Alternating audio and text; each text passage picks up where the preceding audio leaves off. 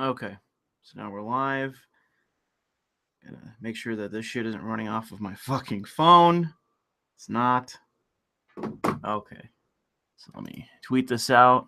And unfortunately for tonight, I don't really have much to go off of, as I pretty much spent most of my day. I had to go to court earlier. So, those of you that follow me on Twitter, you know that I was out there paying for a ticket. Or, well, I actually didn't pay for the ticket today. I actually just lined myself up to get some, do an online course so I don't get fucking points off my license. And on my way there, I got a fucking ticket. So, my life is just a never-ending sense of fucking irony. And after I got back, I spent a good, I want to say, 3 to 4 hours editing that video that I put up today. I have to say that it was quite the pain in the ass. It's been quite a while since I've edited a video that required that much just persistent dedication to actually get done. And so, I'm hoping that people, like that video, because it certainly was a pain in the ass on my part. And what I will do is double check that current video that's up to see how it's doing. My hope is that it was well received. And yeah, so far, pretty good. Pretty good. So that's all good to hear. As like I said, I have to try to do what many other people do. And if any of you have ever paid attention to other YouTubers, what they try to do is they put up these 10-minute long to 15-minute long videos that they, excuse me while I adjust my mic a little bit, they make a lot of money on. That's where a lot of money is made, on those short 15-minute long videos. If you look at the big names, they all do that. And so do a lot of small people as well, because they know that in terms of time investment, there's not a lot of return on doing a video that's an hour long. But that's the nature of my channel. If a video takes an hour, then it's an hour. If it doesn't, then it doesn't. But most of my videos are, I would say, somewhere between 20 to 30 minutes. And occasionally you'll get a video like I just did, which is an hour. And then occasionally you get a video that's only, less than a minute or a minute long, where it's just a fucking bullshit video. But I have a few videos in the works, including the fucking boogie video that everyone's jumping down my throat about, although there's no real point in doing that video. And I've said as much. There's no real incentive on my part to do that video, because the video I did do, the last one that featured boogie, that one is close to my most disliked video. Even though it's wildly supported, it's still heavily disliked, which doesn't properly incentivize me to actually finish it off, because I didn't expect it to be that poorly received, or I should say that controversial, because there were a lot of people that liked it. Then I forget who's, I think Rags, people told me Rags did a video on Boogie that Boogie said he was going to respond to. So it's just the kind of thing where you have to ask yourself, like, is there really a reason that I need to do this? When, the first complaint I made was that this guy was not getting enough criticism. I have to say, though, that the people that directed me towards Rags in his video, I didn't like it. You could criticize my commentaries for being repetitive, especially when unscripted, but his was just meandering. And I don't appreciate that. You know what I mean? It's like, if you have something to say, just get to it. Why spend 20 minutes waffling about it? And yeah, I didn't really get why people. There was a few people that directed me to his video, and I didn't get it. I was just like, okay, this is. I didn't finish it because I was like, okay, this is fucking meandering. Like, can you just lay down some concrete points, or have it not just be sort of. I mean, just sort of, it's, I'm not really sure how to describe it. It just, people said that it was scathing, but I mean, maybe clip those segments together and then send it to me. That way I can save some time, because there's a lot of fucking meandering. But, that's just how it goes sometimes with certain people's content. So I'm not really too sure if there's anything that there is for me to talk about. I could talk about the video that I just put up, or what I'm working on, or what have you, but I haven't really... let me see if there's anything I actually have waited. What I might do eventually is a stream on on Jeremy Bellinson, who's that professor from Stanford that's working on VR shit, who's a fucking lunatic, that I got a copyright, or not a strike, was it a copyright strike? Yeah, it was, from the BBC. That one, in my opinion, is sort of just me showcasing the fact that this guy's a fucking utopian lunatic, and he has like a ton of money being invested in him for years. Maybe I'll just do a stream on him at some point, just because it's a video that I've been sort of waiting to do, debating whether I even want to do it. And that video is going to be another one where it's like, I can't put it on YouTube. If I do any content featuring the BBC, which is a decent portion, it's going to be another hour-long video. So it's like, do I even want to invest the time to get that video done? And the answer is probably going to be no, because, it's just not worth the time investment. So I'll probably do a stream on him at some point and just cover some of the videos that he has done, and just direct you guys to it if you want to watch it, and just sort of explain what he believes and the rest of that. So that eventually will be something I'll cover here. The only BBC content that I'll likely get to is the Stacey Dooley thing, which I'm not sure when I'll be able to get to it, because I have, I think, 4 to 6 videos in front of it, I want to say, with the Stacey Dooley thing. Maybe I could bump it up, but right now it is where it is. But that is a video that I will do, I can say, because I have watched enough of it where it's like, all right, I should do a video on this.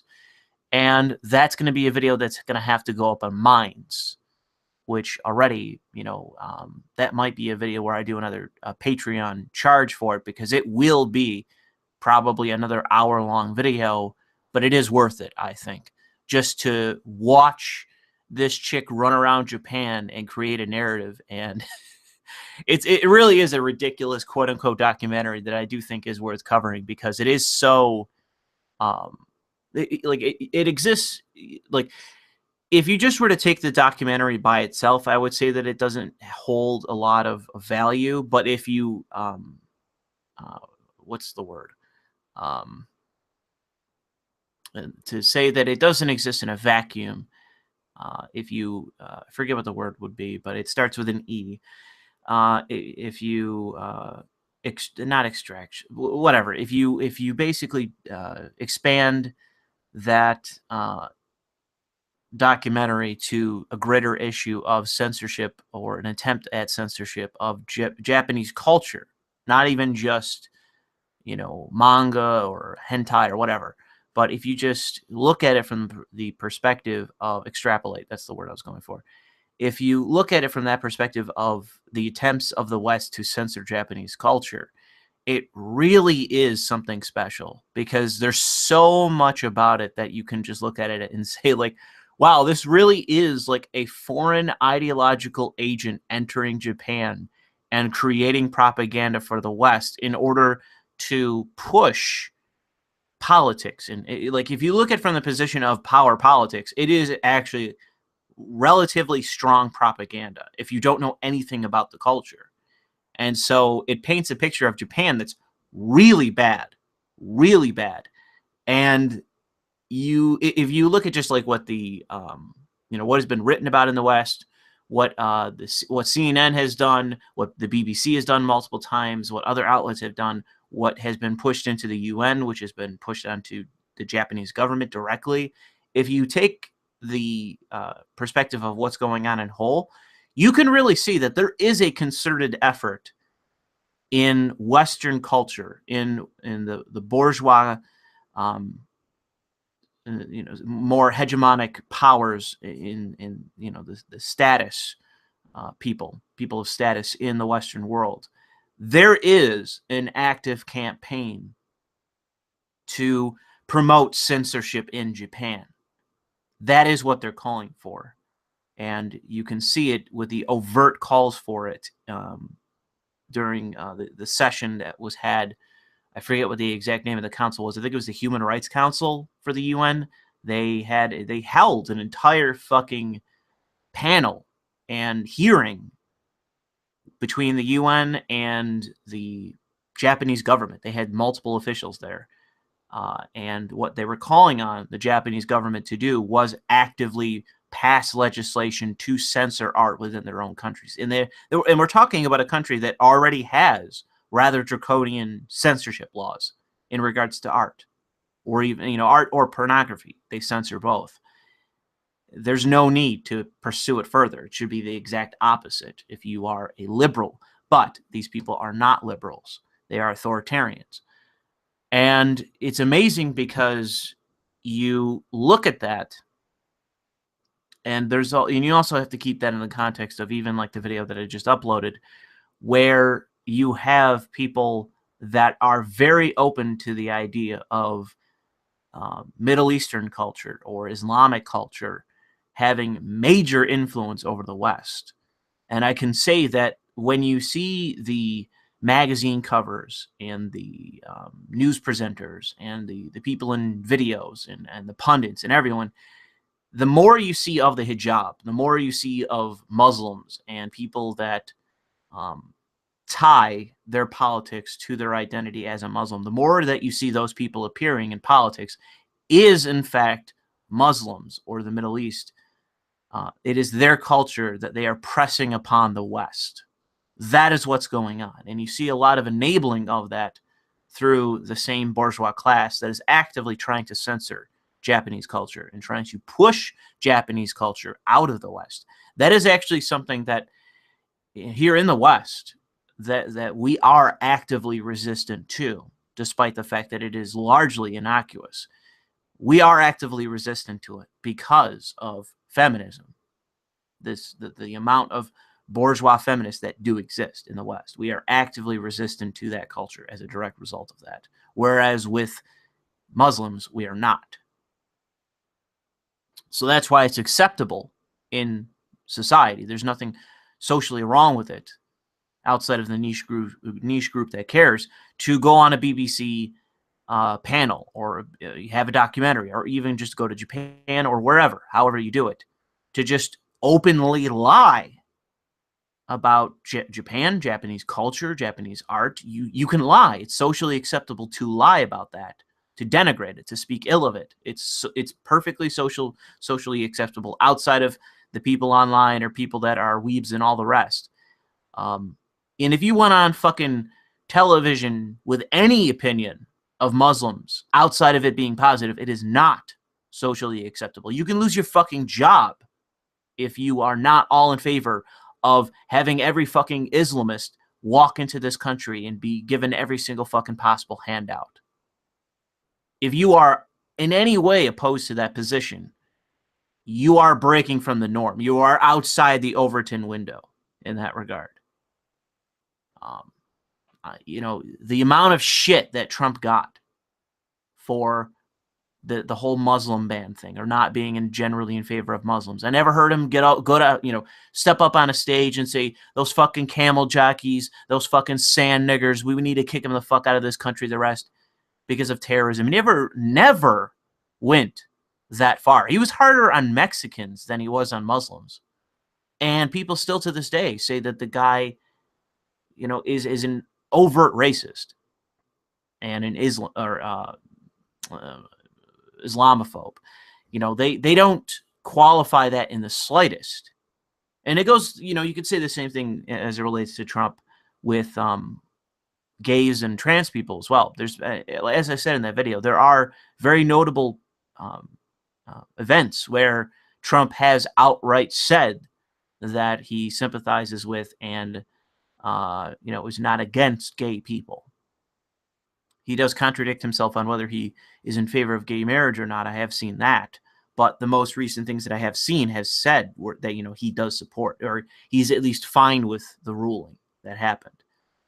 There's only been certain times where he has spoken against it, but it's only been to religious audiences. Otherwise, he's said that he doesn't really care. And I would say that based on his the fact that once he was in office, that he actually kept some of the protections that Obama created for LGBT people. The fact that he could have gotten rid of them, and people still would have called him a homophobe. He wouldn't have lost any political capital, in my opinion. But he chose instead to keep them. And that probably pissed off some of his religious base.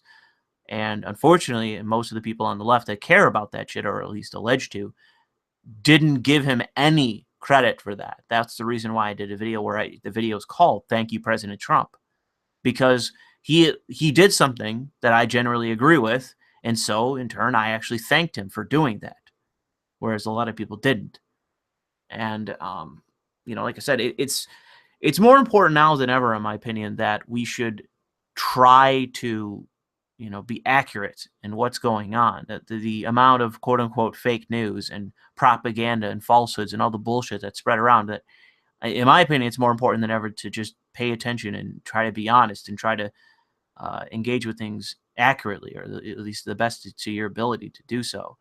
I don't really, like I've said before, I'm not really on board with all the bullshit that's been spread, because I think that if you attack somebody like Trump or Republicans or who you perceive to be your enemy, it doesn't matter really who they are, if you attack them with lies, it seems as though that we are entering into a day and age where you're not going to get away with it. Like, you are going to get away with it to the extent with people that are already deranged and don't give a shit about what the facts are. But there's a decent, healthy amount of people out there that are skeptical now, that take things, even past the point of just with a grain of salt, that don't believe a lot of the hype with a lot of the bullshit that's said.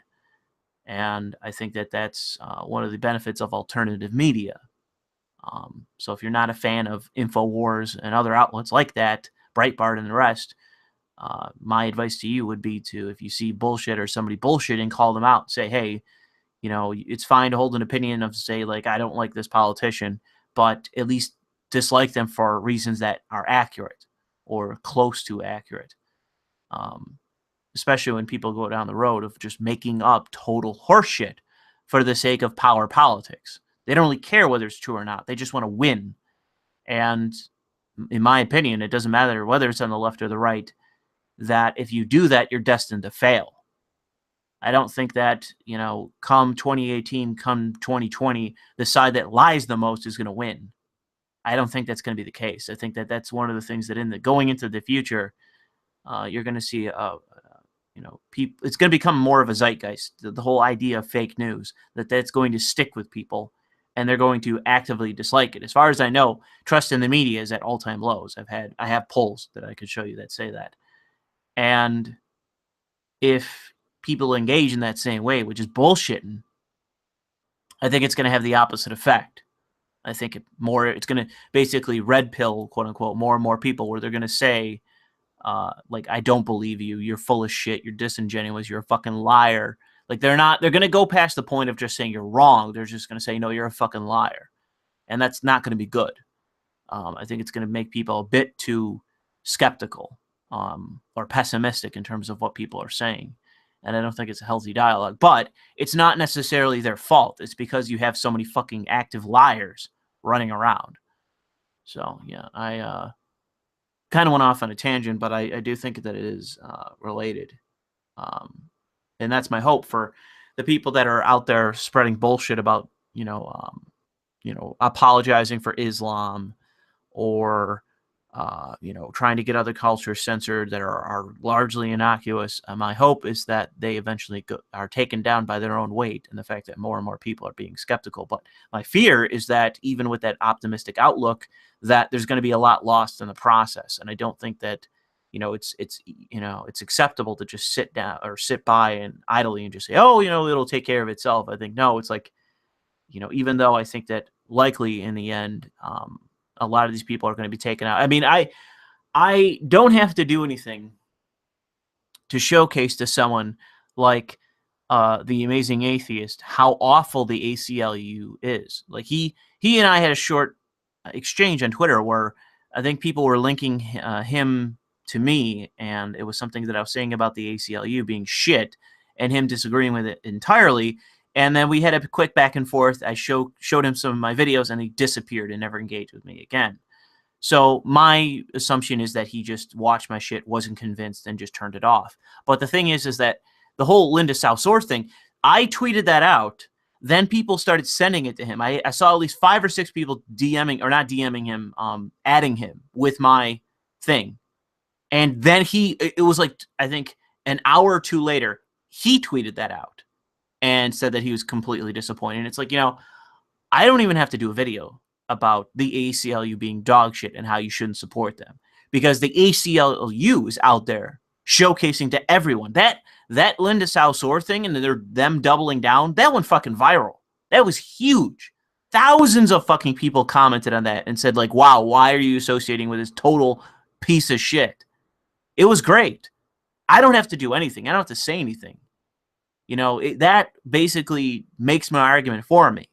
The ACLU being awful in and of themselves just saves me the time and expense. I don't have to spend 5 hours editing a video when they are out there. I mean, that article that they I think it was actually by someone that was like an ex, whatever that Qatari funded outlet is, AJ Plus, whatever the fuck. He wrote for them, for Al Jazeera. He was a journalist for them, and then I think quit, or maybe he's still there. I don't know. But he wrote that article, and it was a glowing article. Absolutely just fawning article of this fucking Islamist cocksucker that we should get the fuck out of this country. They wrote that and put it up, and people reacted very negatively towards it, with the exception of fucking intersectional fucking social justice dickheads. They're the only ones that looked at it with any kind of support. And while I don't think that it's anywhere near enough to take down that organization, it very much opens the eyes of people that are otherwise blinded to the differences between, say, individual rights and group rights. That was the thing that sent me away from the ACLU. But that's something that requires some amount of understanding of what the difference is and why that's a big deal. And why, even while every once in a while the ACLU might support something decent, that it's not worth invalidating or violating your own principles to support that kind of. I mean, I would question whether someone is or is not an individualist, or whether they stand by the Constitution if they support efforts to create Supreme Court level precedents in regards to group rights. I question you being a constitutionalist or being an individualist by engaging with that, because I think that that's sort of a mutual difference, where something's mutually exclusive. You can say that you're a constitutionalist or a civil libertarian or individualist, or you can support group rights, which is inherently collectivist. You can choose one or the other. And if you support, even if you want to say it's a tacit support by giving money to the ACLU, if you support that, in my opinion, you can't call yourself a true civil libertarian in regards to the United States based on our Constitution and the framework of it, the vision of the founders, and the fact that we are an individualist nation, which, of course, requires individual rights, not collective rights. So I don't need to argue anything. My more highfalutin fucking argument, it's not super convincing to anyone that doesn't care about those concepts. But someone that, like them supporting Linda South-Source, who's a fucking piece of shit, that's obvious to most people. And so it connects right away. They don't have to listen to my fucking droning. They can just get it and say, like, oh, wow, look at them support that piece of shit. I'm done. I'm out of here. That's good.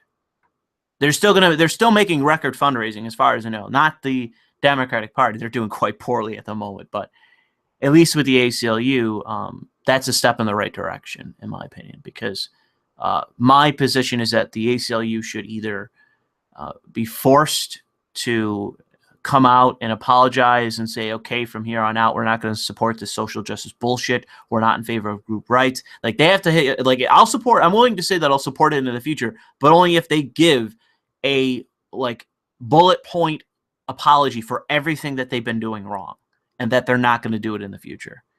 That's when I'll support the organization again. If it doesn't do that, fuck it. Go out of business. Go bankrupt. disappear, dissolve.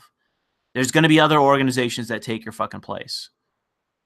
And my hope is that in the future, people realize, like, oh, maybe we should try to keep this kind of nonpartisan, or have it coincide with the actual framework of the Constitution. If we're actually going to deal with civil liberties, maybe we shouldn't go outside of that.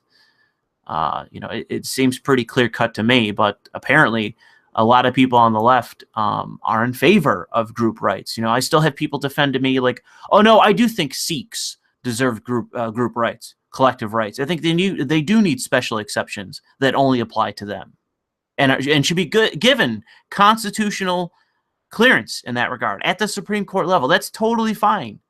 I'm in favor of more religion intermingling with the state. I'm in favor of that. And having it exclusively towards Sikhs and Muslims at the expense of everyone else, including Christians. Hello, Christians. Wake the fuck up. What's wrong with you? There's a lot of people that still say to me that I'm wrong about that the Sikhs, because they're such nice people, they deserve collective rights. And I don't agree, because I'm actually principled. I don't give a shit how nice or mean someone is.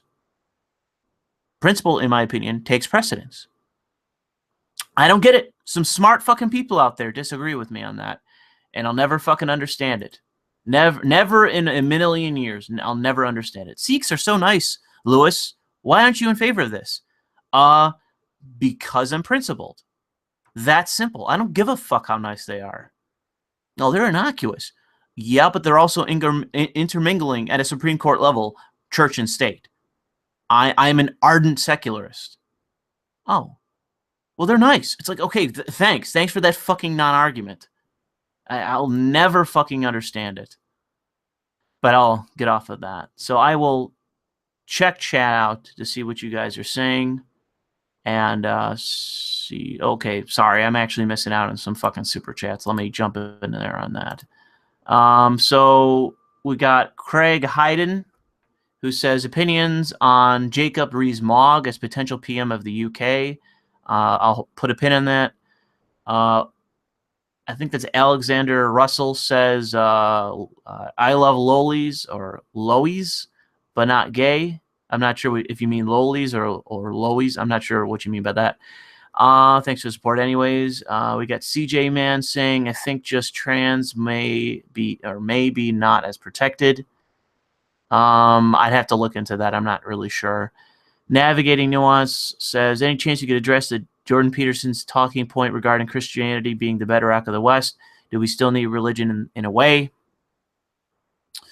So that, unfortunately, I'll start with that question, with Navigating's question. So unfortunately, I can say that deals with existentialism, I believe, which actually is something that does play a part in the West. So when people talk about Judeo-Christian values or principles or worldview, I would say that there is some legitimacy to say that in terms of the thought, especially in regards to the Enlightenment, that did require the understanding that we did have at the time, that the framework that did come from Western Christianity is in part because of the West being Christian, that we didn't have all of the dogmatic shit that came with us. Like, there's a lot of collectivist fucking shit that unfortunately the East still has baggage with, but it's not as it doesn't reject the technology that you can see with the Middle East and with Muslims. There's a fundamental rejection of technology and advancement and innovation in Islam. It does exist there. If any of you have been listening to Sargon recently, he's been talking about that. That's one of the reasons why there's so much struggle there, is because there's all sorts of dogma that coincides with it, where there's a fundamental rejection of new technology, and there's a lot of like cognitive dissonance about using it, and sort of, what do you do once you've won, and what do you do when you're surrounded by, technology that didn't exist when Muhammad existed. And so it creates a lot of cognitive dissonance with Muslims. And unfortunately, technology is great. Everyone loves technology. Technology has significantly bettered the world. So that's the other cognitive dissonance, is how do you turn down driving your fucking Range Rover, or talking on your gold-plated cell phone, smartphone, iPhone. How do you deal with that when that didn't exist back then, obviously?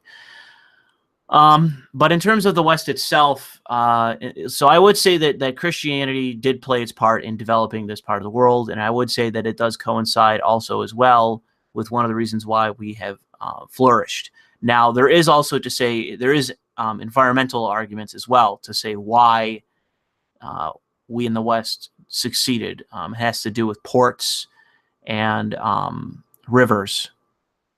I don't really know enough about it to really get into it, but I do know that there are people that are legitimate that say that that is actually one of the reasons why, the weather, the ports, the passageways, the ability to create them, having the existing prosperity to, blow up mountains or make huge tunnels and all that sort of shit, that because of things like that we also did succeed more so than other parts of the world, at least technologically. And then you also have to deal with the fact that one of the things that grew out of the Enlightenment was the ideal of secularism, and that that was put in practice with the United States. And over time, that became the norm for just about every nation in the West. There are nations that aren't technically secular, but are still extremely secular. There are state recognized religions, say, in the UK, or at least in England, and they have more atheists there than in the United States. So obviously, secularism came into play there. And I would say that that's ultimately one of the things that the West benefits from. And that's why when people say, like, oh, no, Louis, you're wrong about blaming religion on things, it's like, no, like, you don't understand that, I'm totally fine with people being individually religious. Okay, if you believe in God and, or whatever, I don't care. It doesn't matter to me. You can feel free to believe whatever you want to believe, but it's about putting that into government, taking it from your own home or from the grounds of your church, or whatever you privately own, and putting that in the public square. All that does is create unnecessary strife. It is completely fucking unnecessary. The founding fathers could have created a theocracy or something similar to that. They could have mixed faith and state. They could have done that. And there are examples of someone like Ben Franklin holding public prayer and that sort of thing, but they could have created a theocracy or something that did mix, again, faith and state, but they didn't. They didn't do it. And 200 years later, we're the hegemon of the world. So when you say, like, no, we need to roll that back, it's like, why? Why? It is something that worked. Now, so I will say that part of it, faith, that I am totally fine with people believing what they believe. And I think that if you want to hold to that and you want to argue that there's some strength in that, maybe that's a whole other argument we can have, whether it's better to be an atheist or be a theist. That's, I think, sort of secondary to the point that's being asked here. What I do think is it important for the West right now to be Christian and to be forward with that? I would also say that there's two parts to that question, because I would generally say yes. I would say that it is important to, basically represent the fact that this is a Christian majority nation. I wouldn't say that it's beneficial to say that this is a Christian country. I think there's a clear separation in that. If you say I'm a Christian and then this is a Christian majority nation, That's fine to do because it is true. It would be like saying this is a white majority nation. It's totally fine to say that. But this is a white nation. This is a Christian nation. Maybe people are going to say that I'm being too picky in terms of the language, but I don't think I am, because I think that there's a difference in stating the facts as they are, that this is a Christian majority nation, this is a white majority nation, and saying that this is because you put forth the idea that this is an exclusive element to the nation, that this is a Christian nation, this is a white nation, when that is false. This nation is not based on being white. This nation is not based on being Christian. Those identifiers are not tied to the United States. That is not true. So like I said, it's totally fine if you're Christian. I'm totally fine with this being a Christian majority nation. I don't care. But what I don't want is the intermingling of faith and state. I do not want that. It has not been our history. And the parts where it has been there have been all negative. And now that we have cast that aside, we're the hegemon of the world. So why interfere with that? But here's the other angle of this, okay? So here's the other defense that comes into play for anyone that's upset by what I'm saying. The issue that exists with the loss of Christianity. So the loss of the authority of Christianity in the United States. One of the problems that we're now having with that is the issue of the decay of traditional attitudes or traditionalism in the United States. Now, there are some clear issues with traditionalism, as I'm sure we all understand, with the exception of like fucking retard traditionalists and monarchists and fucking dipshits like that who think that that should be state enforced. I think that's fucking retarded. But with the decay of traditionalism in the United States, you see other things popping up. Now, there are fringe hobbies and fringe things that I don't think that don't fit the norm of traditionalism that I think are totally fine, that are, I think, largely innocuous. However, there are clearly things that are now coming into American culture which are pernicious, like Islam and collectivism. This resurgence of this rejection of individualism, this resurgence of socialism, I guess you could say, just this radical notion of overthrowing capitalism. This is resurging in the United States right now. And I would say that is because in part of the decay of traditionalism.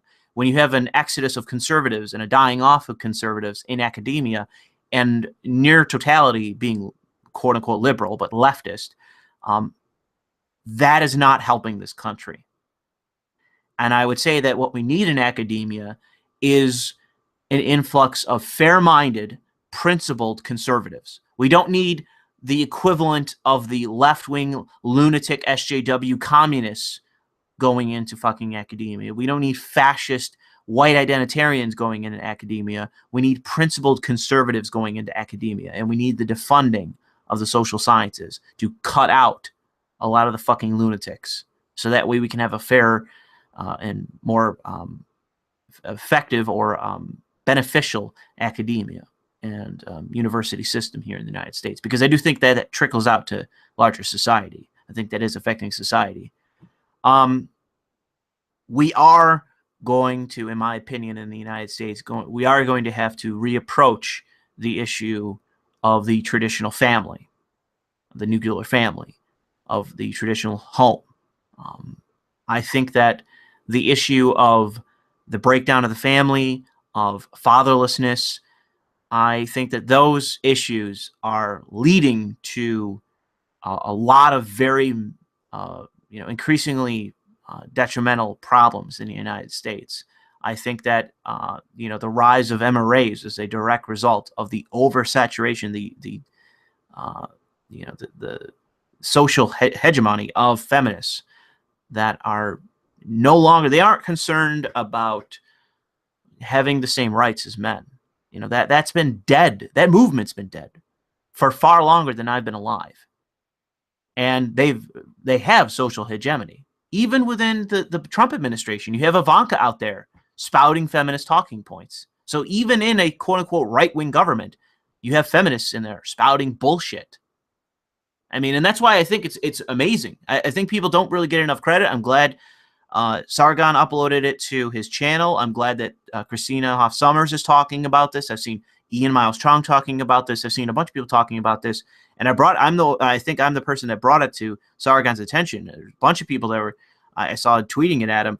It's important to talk about this because PewDiePie is out there as a major figure, and I know people want to dismiss him, but it's important that someone like him outright shows to a young audience that these talking points that exist about feminism are false and easily demonstrably false.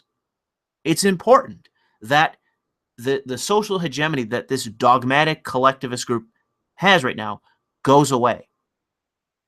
Because while some people might say that it's important to just let them be rotten because that will give us power, or give whoever power, the right power maybe, I don't think that it is beneficial. I think it's beneficial for everyone of all sides, of all political persuasions, to call out people promoting falsehoods, because we have too much of that right now. And what that will draw as a benefit will be for every side, for all people, that once these liars, these dogmatists lose their political power, then what we won't have is, you know, some right-wing, you know, version of MRAs come flying into power. We don't need that. We don't need some upheaval in politics. What we need is for the liars and the dogmatists to lose their power, lose their credibility, go away, and bring it back to a healthy equilibrium. And for MRAs to actually be able to step on a stage, or someone the equivalent, let's just say a conservative, step on a stage and talk about the traditional family, and that actually being a legitimate argument once again, and not having it to be politically partisan, because there is nothing detrimental to just a traditional family. Because what the left-wing equivalent argument could be would just be, well, let's make sure that we're still okay with gay families, adoption, blah, blah, blah. That can be the left-wing argument. That can be what exists. It's just, okay, traditional families is good. Stability is good. Having two sources of income to provide for a child is important. Or, in my opinion, you make an economic argument. You talk about going back to the day and age, even though people say it's a pipe dream, but going back to a day and age where you have a single, single income household. It might be far-fetched in this day and age, but I do think it is worth talking about from a leftist perspective, that is something we had in this country, and unions were a big part of that. So that is something that could be talked about, but we're not talking about having a traditional family, having a single income family. We're talking about fucking, you know, the family being patriarchal and traditional, blah, blah, blah. We need to overthrow it no matter what, even if it is a direct expense at the entire nation, and black people especially. Fatherlessness and pregnancy out of out of wedlock and all the rest, that is extremely detrimental to black people in this country. Extremely. It's very clearly, if you look at the statistics. So that's a position where you can raise it, and it cannot, you know, it doesn't even have to be a judgmental position. It can just be, this is something that we're going to promote from now on, and we're not just going to excuse anymore. It's just, no, this has been tried, it's not working, so let's push. Let's say that we should be pushing socially, politically, every way we can, have fathers included in the family. Be a father. You know, if you're a woman, make sure that you wait. Make sure that you play it right. Make sure that you don't have to necessarily say, like, if you have a, you know, you're sinful or you're a whore. I mean, the whore part is negotiable. But the issue is that we just need more traditional families. We need more people getting married and then having kids. And the issue is going to be for the left trying to not make that a right-wing argument, or making it a religious argument, because that exists a lot for the right. It's a religious thing. It has to do with morality. It has to do with tradition and conservatism. But it's like, we have to take that argument back on the left, because if we don't, I think that we are going to continue to see decay in society. And we're clearly seeing it as a direct result of that, of the breakdown of tradition and decay of it. And also, it is going to come back to eventually bite us, because society can only be so dysfunctional before there is a change. And I want to say that in a certain regard, as we see with Trump, that we're running out of bandwidth. We're running out of time, as you've heard me say again and again, that things are not headed in our direction anymore. You know, after gay marriage was legalized, we lost a lot of fucking power. We lost a lot because that's one of the major issues that we wanted to see achieved overnight. Just boom, Supreme Court ruling came down, and the right's completely helpless at this point to change it. So it's over there. And once you lose that high ground and that position, that platform, once that's fucking gone, then you then have to come up with something else. And the left has nothing. They are unwilling to engage in an economic argument. It is not something that's either deluded, utopian, socialist, or something that, it isn't like, they're coming from at healthcare at the wrong perspective. Like the Bernie Sanders position of it being a human right. Excuse me. I don't think that is a workable argument. Because it gives people the false idea that it is something that is included in the Constitution. I've had people argue that to me in real life, where I just had a conversation with somebody, and I was at a party, and they brought that up, and I said, well, I'm in favor of single payer, and I said I'm in favor of the public option, but I'd be willing to settle for single payer. And they said, well, I don't understand why people don't just say it's a human right. And I said, well, what do you mean by that? And they said, well, it's that every American deserves that. It's a right. And I was like, you're wrong. And we got into a huge fucking argument about it. And it's just like, listen, like the second you say it's a right, like you don't understand even what that means. And if you make that, if you like, these are and it's the same kind of liberal that wants to restrict gun ownership. And it's like, listen, you don't actually understand that because of Supreme Court precedents and case law, that owning a firearm, you have more of a right to own a firearm than you do have to have healthcare. Like, you don't understand that. You don't understand that you have more of a right to own a firearm than to actually have healthcare in this country. Like, you don't get it. And the fact that you don't get it makes you completely fucking illiterate in politics. You're just not operating from a position where you can make an argument. That's not going to have, well, you're not going to have a right-wing person come in and just demolish it immediately. It's a completely ineffective argument. It might be a good slogan and rhetoric and shit to fundraise off of, maybe. But in terms of politics, it's completely fucking ineffective. And so that's why I say, like, they need to get off that. Fight for the public option. Fight for more competition in the market. So that way you can take away the rights fucking argument. Say there's monopolies everywhere. You say you're in favor of fucking competition. Well, we're putting a public option out there. We can see certain segments. We're going to simplify the public sector. We're going to make it one system, and we're going to include the public into it. They can buy into it if they want. And if they want to buy into the free market, the public or the private sector, they can do that too. They'll have the option.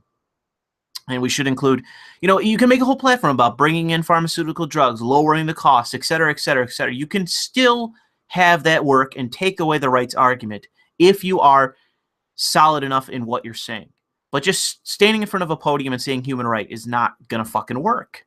It's not going to fucking work. And the other thing goes with education. Ranting and raving about education. You just need every fucking person out there with a degree, and all of a sudden jobs will appear. That's fucking wrong. It's fucking wrong. Education is not enough. If you go and get a degree, well, then what kind of degree? What degree are you getting? If you want to be something more than cashing people out at Tim Hortons, if you want to be more than that, then you actually have to have a degree where you can get a job, where there's demand for it. Like, to just say that education is a right, that's stupid. But education is the thing that's going to win. It's going to just revolutionize the fucking country. It's not. I'm sorry, but it's not. Education is extremely important, but it's not something that everyone can obtain. Not everyone has the mental capacity to become a physicist. So you have to, the fact that they're not talking about vocational studies and the rest, like, that's a problem. But they're not talking about that. So again, it's just rhetoric. It's just at best conjecture. It's not something real. So anyways, I'll move off of that. Hopefully that explains my point of that, even though I, again, went off on a tangent. So let's see here. Opinion on, I didn't even know his name was Jacob, but it's that Mog guy.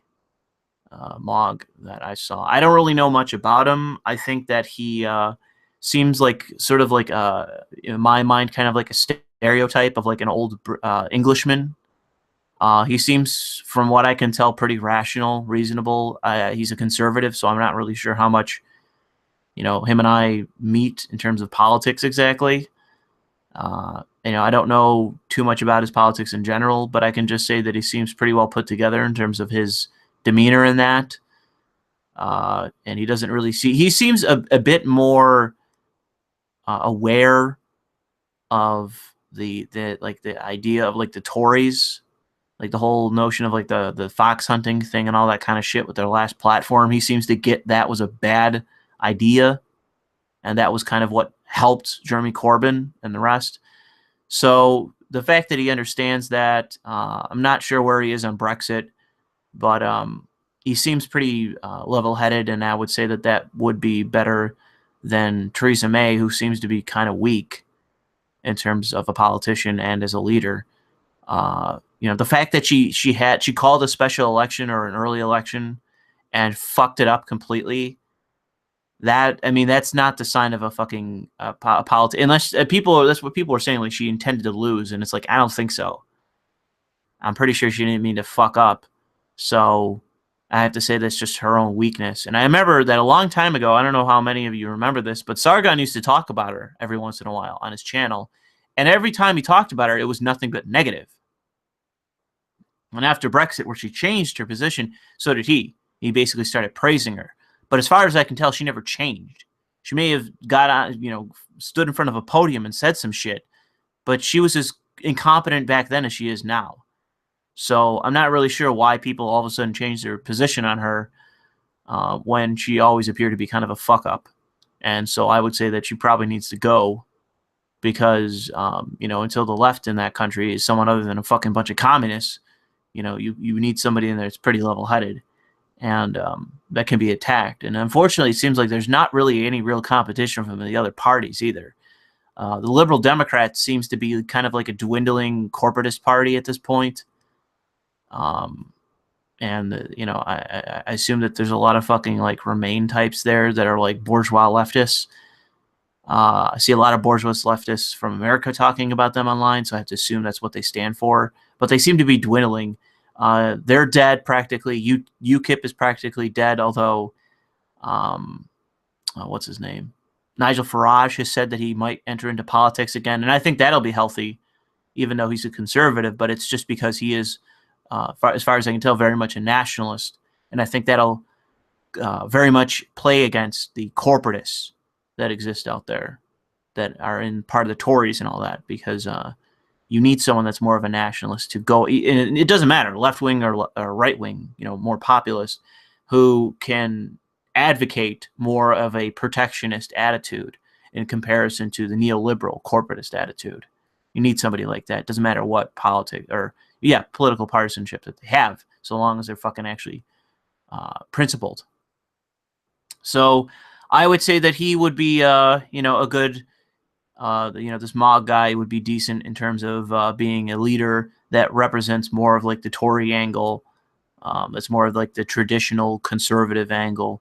And you can hopefully find somebody that's more of a populist to try to represent that attitude. And, I would say that as far as I can tell, somebody that I wish would go into politics would be someone, even though he's hated from what I can see, is someone like Tommy Robinson, because I think you need somebody like Tommy Robinson to really pull together a lot of the more working class types in the UK and in England and that, because I think that would actually help alleviate a lot of tensions, because you can actually have a guy that's on stage just flat out giving what is a popular opinion, as far as I can tell, just to say, like, listen, if people are active in this, fucking deport them. Just deport them, get rid of them. And maybe you can have somebody like Mog that comes out and argues something that's more reasonable, or I mean, from their, more of a moderate perspective, or however you want to put it. I wouldn't say that's even something I agree with. I would agree with the deportations, but have somebody that comes out with a more moderate position. That way there's actually a counterbalance, a fair counterbalance, where the positions can be argued, and hopefully something that's a decent policy can be achieved because of that. It's unfortunate that, again, that you have the difference of Tommy Robinson, who's on the right, and Mogg, who's on the right. Unfortunately, that's just where we are. And so we get back, or let's see, let me catch up. We have Fraser Danger, who says, the state both guarantees freedom and threatens it simultaneously, Lewis, the dual-edged sword of the self-perceived absolute power of government.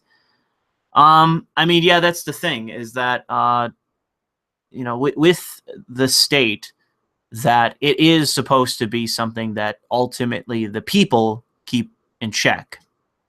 It requires an active population. That's the fault of a democratic republic, is that it requires the input of the people in order to actually function decently. And that, unfortunately, we have the inability to elect decent politicians to represent our interest. It seems that we continue to elect the same group of corporatists who don't give a shit about what we think and will represent their interests. We seem to be unable to really deal with that at this point. And I would say that we will hopefully in the future be able to do something about that. I'm not really sure what, but I think it would require just a radical change in part of the population. And I'm not really sure what would light a fire under the ass of enough people to really give a shit about that in that way. And I would say that, and I don't mean this with any, with total disdain for baby boomers. I don't mean it like that, but I think it's going to require the die-off of baby boomers. There are many of us, and I would encourage every single one of you, if your parents are baby boomers, red pill them as much as you can. Argue politics with them, even if they hate it. Just try to red pill them about corruption and globalism and the rest. Try to red pill them about it so that they can understand that.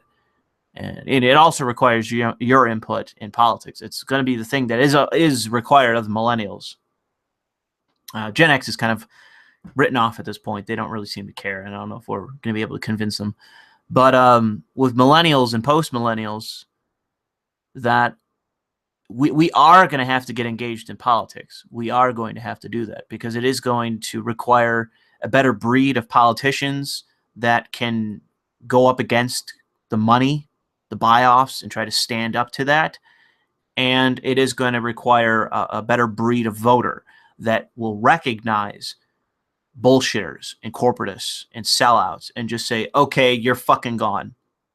You sold out, you're taking money from whomever, and you sold out to them. Okay, you're gone. Boom, you're gone. You're getting primaried, and we're going to support the primary. Fuck off. You're gone. It's going to require a lot more investment by everyone involved for politics to be cleaned up in the United States. And like I say, maybe tomorrow the baby boomers will just have a revolution of the mind and start to care, but I don't think so. I think as a generation, they're kind of fucking lost. But I hope that we, the new generation, and the future generations will be able to solve the issue in the United States in that regard. I think we will be able to create, or not necessarily create, but revolutionize in that way of changing politics so that it is more reflective of the people and will not then threaten our freedoms as much as they currently are. Because there should be consequences when state agencies lie to Congress and to the public about what they're doing in our name with our tax dollars. There is no punishment at this point for that. And our elected congressmen don't care. They don't give a shit. I mean, I said it in a previous stream that the CIA spied on senators and nothing came of it. Nothing happened. And the reason why, fuck off phone, the reason why is because they're bought. And they don't want to stop the CIA, even if they are being spied on themselves. They're angry about that, and they'll make it public so that they'll stop. But outside of that, they don't care. And they should. So we have to have politicians that would care enough to give a shit about mass surveillance so that it will stop. But I'm not 100% certain how that happens. My only hope is that it does happen. Okay, so let's get down to the... Oh shit, we got a fucking delay. Okay, is this another one or is this another? Okay, yeah, we got another super chat. Let me go to that. So Fraser Danger again says, political differences in the civilian population promote political activism, whereas political hegemony promotes apathy. The pendulum. Yeah, absolutely, man. Absolutely. That's been one of the big issues with the social control on the left. You know, it's the bourgeois social control that exists, and it is leftist. It is just silencing so many fucking people, especially if people are more moderate or on the left. You know, it silences them because they don't want to break with what is the hegemonic fucking position. It's not even just the zeitgeist. It is the paradigm, the current paradigm. They don't want to break with it. They don't want to speak ill of it or speak against it because they know that all the weight of hegemony will come crashing down on it. I mean, like if you went out and you had a Confederate flag on your vehicle and whatever, maybe let's say outside of work, you were a white nationalist, that you went to white nationalist rallies and you went to a white nationalist gathering where you meet with fellow retards and all that sort of thing. Like, that shouldn't cost you your job, so long as you are not connecting your job to that in any way. You should not lose your job in that. But in this modern era, if you are recorded, let's say, you know, saying, you know, I am a far right person, you know, get these sand niggers out of this country, blah blah blah, you know, you say whatever shit, and you are caught on film, even if it's not to that degree of using slurs, but let's say you go to a rally, an anti-Muslim rally. Let's say you go to an anti-Islam, anti-Muslim rally, and you're there holding a sign that says, fuck Islam, you know, deport Muslims or whatever, no more Muslims, whatever. You can lose your job overnight for that. If that video or that photo goes viral and people start spamming your employer, you could lose your job overnight. And that's not right. But that shows you the hegemonic power of that tool that has been used by the left. And there are people on the right that do try to use it, but it's the left that, you know, created it, that has made that a tool, that you take an individual, you have the video or the photo of them doing something go viral, and then you crush them. And you use that as a means of enforcing your political power. And it's wrong. It's terrible. It's unethical. It's awful. But it's being used. And the only way, and I have seen people argue this, oh, what we need is the right to come into power in that same way. And it's like, no, because they're just, the tactics and the tools are already there. What we need to speak out against is the political hegemony in the sense and the encouragement of those tactics. It should be your work, what you do at work, and what you do in your own private time should be separate. It should be separate. We should not be seeing people being fired for holding positions, especially in times where it might be where they're in a private setting and they just give an opinion. It goes viral and they lose their fucking job. Or they put it out on social media, in some cases anonymously, and they lose their fucking job. Have their lives fucking ruined. You know, we need to call that out. And if you have people big enough that have a big enough reach that say, this is socially unacceptable to do, this is terrible, and you have enough people going around saying, yeah, don't do this, this is terrible. And if you see some person do that and 1,000 people pile on that person, say, no, this is socially unacceptable to do now, they won't do it. And then that will become the social norm. That's when that loses power. All of it loses power. It shouldn't be about the left versus the right and who controls the power in declaring who keeps their job and who doesn't. No, it should be society saying, or enough of society saying, this is no longer socially acceptable. And once that happens, you will see more people. And what it does is encourages participation, because when it's more about argument or people being allowed to hold the opinion, then there's no longer any fucking, force waiting to come down on you like a ton of bricks for just having an opinion, even if it's stupid or bigoted or whatever. It should be about allowing the conversation, allowing people to hold an opinion, even if you disagree and you think they're a racist or whatever. Allowing them to just hold the fucking opinion. We need to get rid of the idea of it being acceptable for everyone to come down on an individual and try to harm them as much as conceivably possible just because they believe some stupid shit or an opinion that's not popular, even if it's not stupid. It could be an intellectually decent argument, something they can defend. The socially acceptable thing to do would be to maybe you debate it or maybe look for someone to debate it. That should be what we go for. Not, oh, let's try to dogpile this fucker and get him out of his job. Especially, and this is the thing, man. Again, coming from the left, this is anathema to me. This is anathema. You see some blue-collar guy with a fucking family, and your position is, I'm a leftist. Therefore, I'm going to do everything in my power to harm this guy economically. That to me is unethical, unprincipled in terms of, being a leftist, but also just, like it should be the immediate reaction that you have, that you are repulsed by that. But this is the problem. This is when you have all these bourgeois cocksuckers everywhere where they want for nothing. They have their family has provided them all the security in the world to do what the fuck they want. And they don't get the harm of completely economically decimating a working class person. What that should mean for them in terms of their politics, not just as a human or whatever, the argument in terms of, empathy and the rest, but just in terms of their politics, because that's how they're presenting it. I am a good leftist, therefore economically destroy somebody. No, it should be the exact opposite. That's the issue. Like this is the thing where if there is going to be any kind of argument for the pendulum of a paradigm shift of the left, it should be taking back the position of economic leftism, even though people on the right and whatever will dismiss that and mock it and all the rest. No, it is important. If it's just going to be this insular part of the left, it is essential that we get that back, because we are going to, if you're out there saying all the stupid bullshit that you've been saying, you're going to get run over by someone like Ben Shapiro. The last thing we want is for someone like Ben Shapiro to become mainstream, super mainstream, because we are going to get fucking destroyed. We're going to get run the fuck over.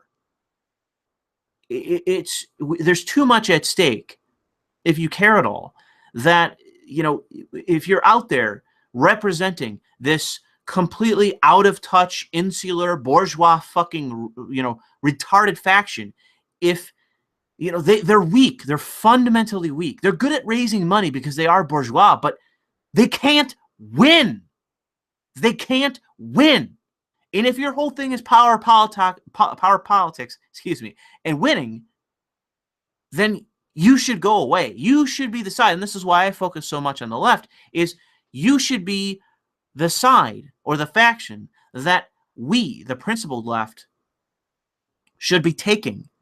And if not, doing it overtly, in my sense, just being direct, very slowly, if not eventually, taking and just fucking throttling. Like, you can't see what I'm doing with my hands, but I'm just throttling them to death, because they are our downfall.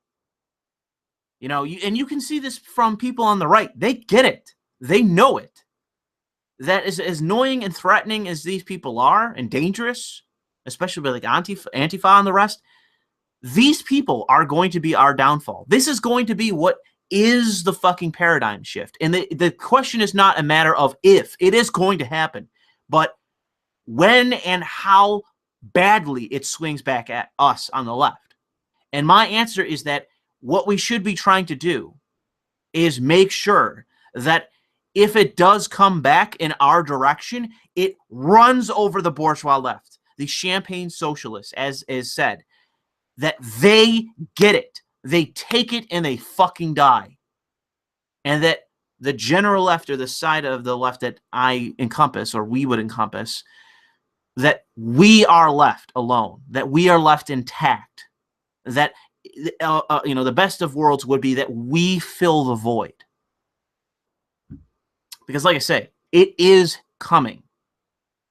It's just a matter of when it comes, and the fact that we should hope that we don't get run the fuck over, and that we can control and defang elements of the right that are themselves extremely dangerous. People, they look at people like Richard Spencer, they look at these fucking cartoonish idiots that exist out there. But those people, man, they are fucking dangerous. People don't understand. Like, when they look at the totalitarians of the left, they recognize it, but it's like, no, you don't get it. These people exist on the right. There are totalitarian right-wingers out there. And even if you are on the right, you are fucking short-sighted if you don't get that those people are just as dangerous for you. They're just as fucking dangerous. Because, leftist people, Tim Pool is center-left for sure.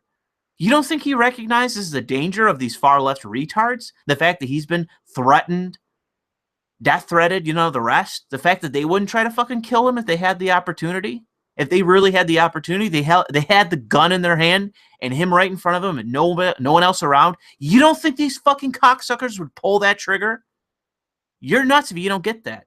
And I'm telling people on the right, they're not getting either. I've seen people getting blindsided. They don't get it. They're blind to the fact that with the control the left has right now, they don't get that you should not be encouraging the right-wing collectivists, the authoritarians, the totalitarians on your own side. You don't get it. That, let's say the pendulum swings, the paradigm shifts, and you and them go into power, and we're decimated. We're all fucked on the left. Well, then it's just you and them. And guess what? It's going to be the same shit all over again, except now it's going to be on the right. It's going to be you going up against them. And you won't be in power. It's going to be the lunatic, dogmatist totalitarians that are going to be in power, because they know the means to which to get power in that sense. They're already adopting social justice activist and fucking progressive tools. They're already utilizing those in order to pursue power. So I'm telling you, there's a lot of fucking short-sighted right-wing people out there. A lot of conservatives out there. Obviously there are many that get this, but there are many that don't. And I'm telling you, like, you're not going to understand this, or you're not understanding the situation. You're not getting.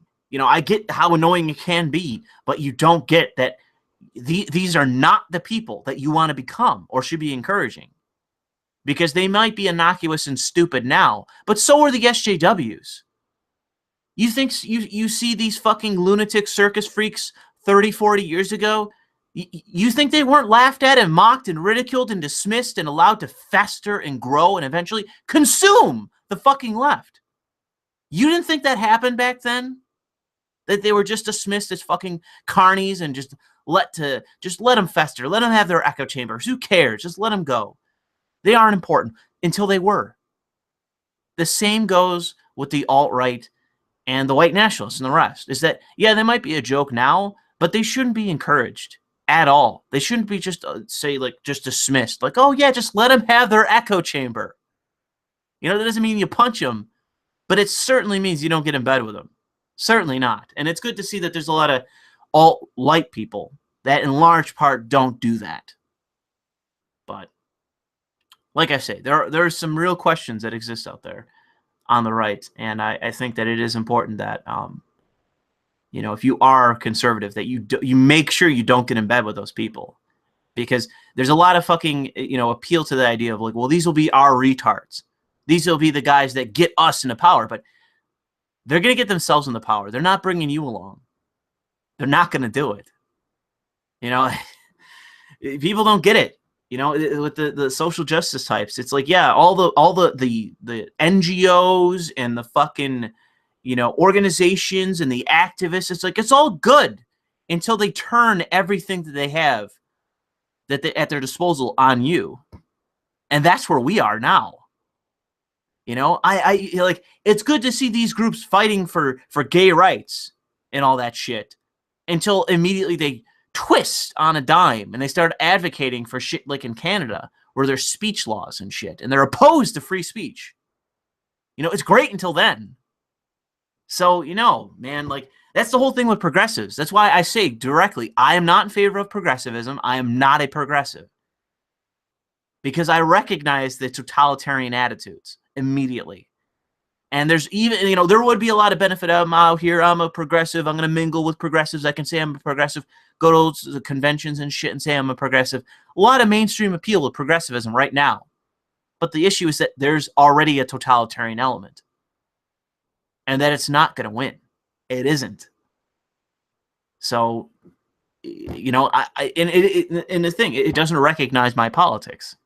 So there's no benefit to me in my politics, my principles, if I get in bed with those people. So don't do it. Why do it? I don't get, like, and that's the beauty of, especially after Trump won, was that the alt-right and the alt-right immediately split. That was extremely healthy to do, and I hope that continues. I want that divide to increase.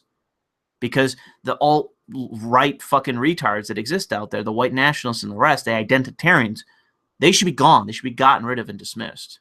They're not good for anything. But yeah, another long tangent. So we got 4Alexer saying, love your stuff, man. It'd be super cool to chat with you someday. Anyways, future goals if you reach a higher Patreon bucks. Not right now, really. I'm just kind of just doing what I can do with the time that I have. I guess one of the upsides of having so many fucking tickets and going to court so often is the fact that I can start taking some vacation days. Unfortunately, it's fortunate I have to use my time for that, but you know, it's more time for me to do videos like I had today. So there's one upside to having being an awful driver. And Fraser Danger says again, the greatest lever for change is awareness. Absolutely. I mean, if you have an aware public, that's pretty much how you have social change and political change. So yes, that's not a platitude, but what would it be? I don't remember. Truism. There you go. It's truism. It's very true. It is true. You know. All right. Let's get back to the fucking chat. I've been waiting for that tweet that I sent out, that Sargon joke that I made the other day. I believe it is now my most liked and retweeted tweet ever. Maybe not retweeted, but definitely my most liked. And I'm hoping for that to get to 3,000 because I'll send it to Sargon over Skype and make fun of him. I've been waiting for that. I've been waiting all day for that to hit 3,000. It's really close, less than 100 away. And I want that to hit fucking 3,000 so I can send it to him and make fun of him again. Oh, man, that was so great. I'm really hoping. I am glad that it is in part catching on because I really like that meme of fucking with him.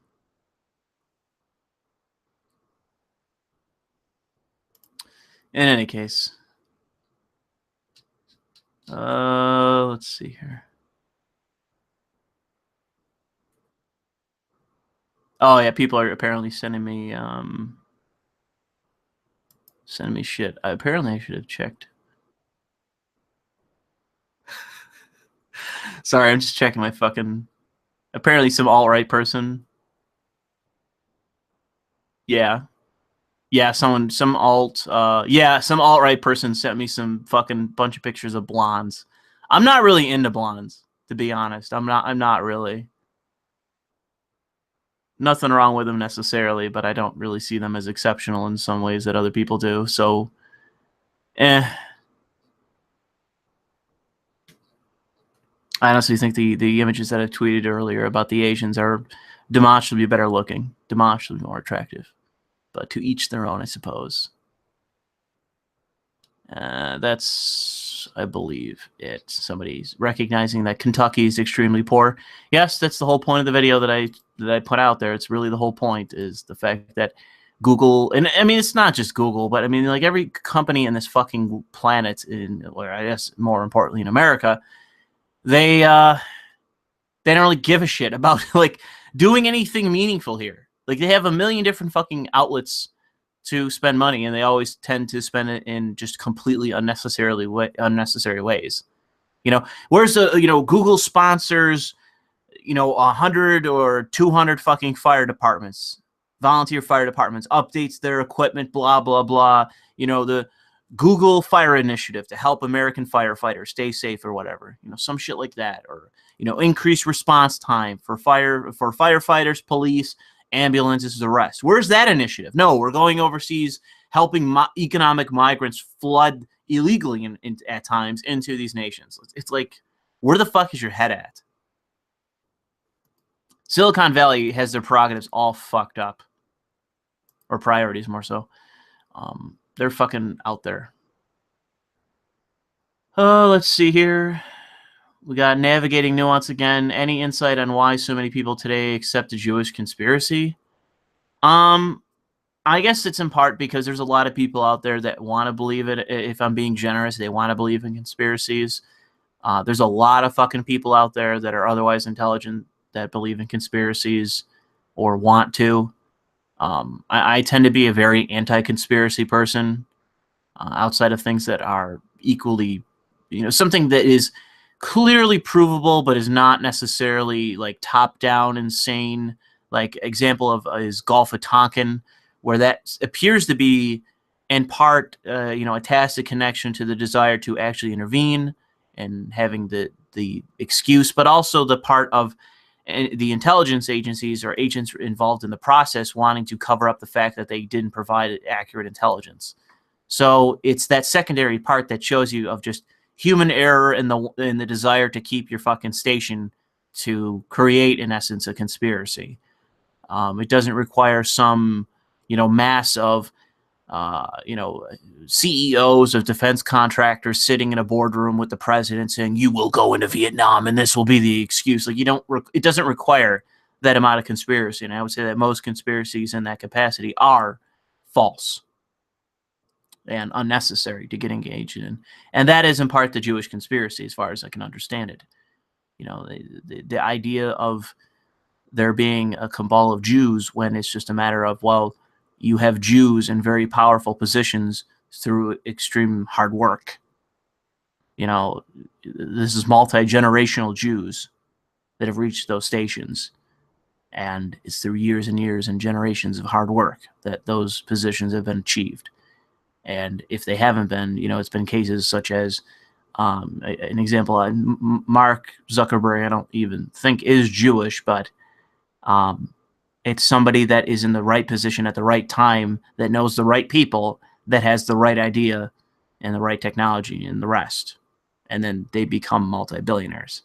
And then there's plenty of examples to defeat the idea of a Jewish conspiracy, such as, people like Bill Gates, who's not Jewish, who is one of the richest people in the fucking world.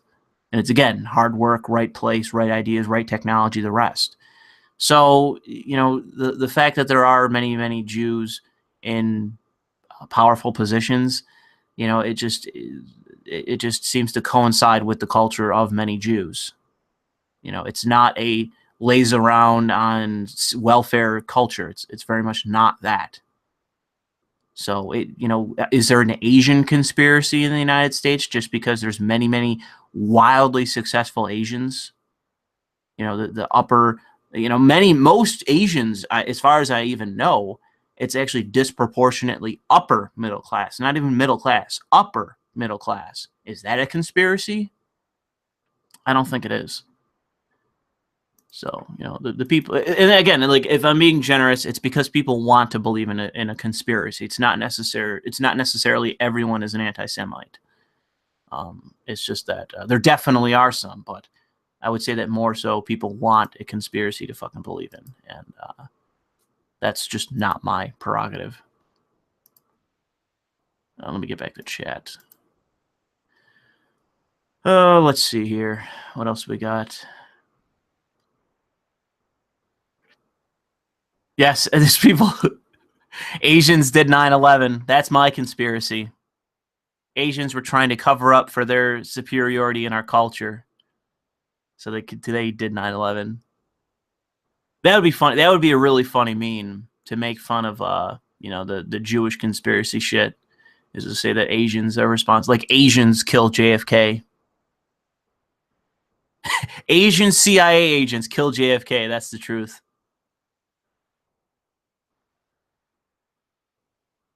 Eric Moe, I'm going to say, because of your name, says, do you think we should encourage California to secede just so we can watch them realize that they have no fresh water and are flooded with illegals? Obviously not. I wouldn't encourage any state to secede, whether it's Texas with people on the right or California with people on the left. I don't think it's healthy to be in a society where that is actively encouraged. I get that people largely mean it for a meme, but I don't really find it funny. I don't really find treason particularly funny. I take it a bit seriously. So no, I wouldn't agree with that. Excuse me. Graham asks, reason I asked that is because if a place like Sweden, for example, becomes overwhelmed by non-Swedish, the Swedish ethnicity will eventually die out. I'm not really sure what you're in reference to asking. Like, the thing is with ethnicity, like, if white people in America, let's say, through no fault of ideological hammering of anti-white notions or whatever, but let's say that over generations, eventually, let's say racially mixed people became the majority population in the United States. I would not be opposed to that. I don't have a problem if it happened naturally. I don't think anyone should be against that. My position would be that we retain the values that we have in this country as it relates to what would easily be described as American values: individualism, freedom, liberty, civil liberties, the rest, things that you can immediately recognize as American. I would say that it is healthy to retain them. And that isn't racially prescribed. And I think that's clear. We have Black, Latino, Asian conservatives, and you have conservative gays. There are conservative trans. So I don't think that it's necessary to make it about race. The issue is, and people are right to counter to the point, to rebuke it and say, well, listen, there are anti-white people out there. There are people that are lunatics, especially, as I've said, in Canada, that are lunatic ideologues that want actively promote the idea of white people being erased. And I would say that, yes, those people do exist and are worth calling out and saying, no, you're just racist. I don't even care if you are white. You're probably some bourgeois masochist. So fuck off with your identitarianism. Fuck off with your collectivism. Fuck off with your racism. I don't think that it really does much harm to fire back at some of these people and say, listen, you're actively promoting the idea of a racial group being inherently awful. So you are a racist. Even if you are a masochist, fuck off. You're just perpetuating racism. So I don't think we stand to lose anything, or anyone stands to lose anything, by just firing right back at them. I don't think using the term white genocide or the concept of it is healthy. I don't think it's worth delving into that because there's so much of a negative connotation with it already. But I just think that it is worth discussing, and it is something that exists. It is something that is real, ultimately. There are people actively promoting the idea because they believe whites to be inherently evil and there to be some inherent good in promoting racial mixing or a non-white ethnic group becoming the majority. Whereas I would say that people should be allowed to just choose who they want to marry and have children with. I don't think that it should be up to any ideological group, any political group, anyone to decide for any other person who they marry and fuck. I think that is unethical and wrong. It's indefensible, in my opinion. Either way, to promote whites only or racial purity or to oppose it. in a way where it is the exact opposite notion of, well, it is more important than not to racially mix, to erase white people because they're inherently evil, I think. Or some weird, and you see this with some of these people where they see the idea of like, well, we're going to bring up the other races by, and we're, with me doing the meme of diluting Asians, like that the whole point of that joke is that is in part what these people believe, that if I have sex with a black person and have children, to them, I'm bettering blacks because they're inferior. I'm infusing them with my superior white genes and shit. Like they are lunatics. They believe this shit. That's what they want it for. That's why they want racial mixing. Is we are diluting whites and we're bringing up everyone else because our genes are superior. They're fucking crazy. And people like Joe Biden believes that. Joe Biden believes that shit. He's nuts. So yeah, it exists, man. It exists. It's like a weird notion of white supremacy. It really is. It's fucking crazy. So you're not wrong to bring it up.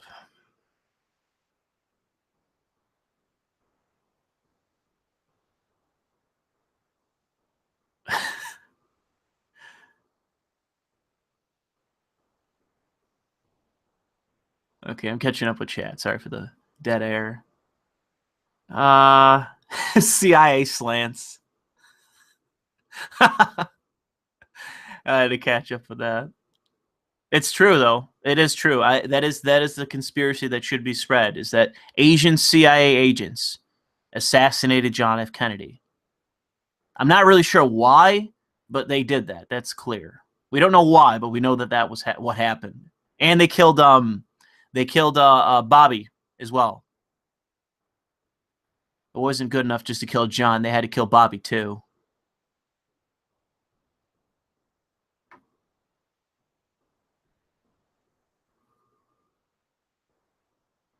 How come when only allowing whites for the Aryan race is okay, but mixing races for the purpose of having superior human isn't a type of oppression?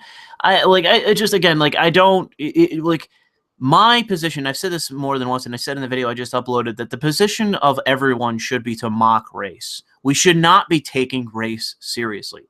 The only position should be a doctor. A doctor says, oh, well, because of you being 99% black, you're now going to have X% chance of getting fucking thyroid disease or whatever fucking shit that black people suffer from medically. Those are the only people that should be taking race seriously. Or maybe an investigator or the police start using it part of an investigation, or they're looking for a suspect. They take race seriously because it fits an identification. Outside of those factors, race should not be taken seriously. It should be the butt end of a joke. It should be something comedians see as something that is part of the past and retarded. What we don't need is ideologues of any stripe coming along and saying, no, race does play some part. Because you are going back to something straight out of the late 19th century. It is fucking horseshit. It is stupid. It is demonstrably wrong outside of minimal qualities, minimal parts, things that are more medical than anything else. And to the point of things like IQ, it doesn't play any part. Because we don't legislate anything based on IQ. So what does it matter outside of some collectivist notion of, well, the whites are superior, or what does it matter if blacks in terms of totality lower IQ than whites in totality? What does it matter outside of some collectivist notion of you trying to put yourself higher than the rest? If you want to make it a point, make it a point. I'm not going to scream at you. But it's just a matter of, what purpose does it then serve other than to just divide people? Just to say, well, my collective is oppressed or my collective is superior. It's fucking nonsense. It doesn't matter. It should be, that even too should be mocked because it doesn't play any part. There are plenty enough fucking dumb whites and blacks on this earth for it to even be something worth distinguishing. There's enough fucking stupid people. It doesn't matter what color they are. So the issue should be trying to make fewer fucking stupid people. Not that we need to make this the fucking pointless distinction.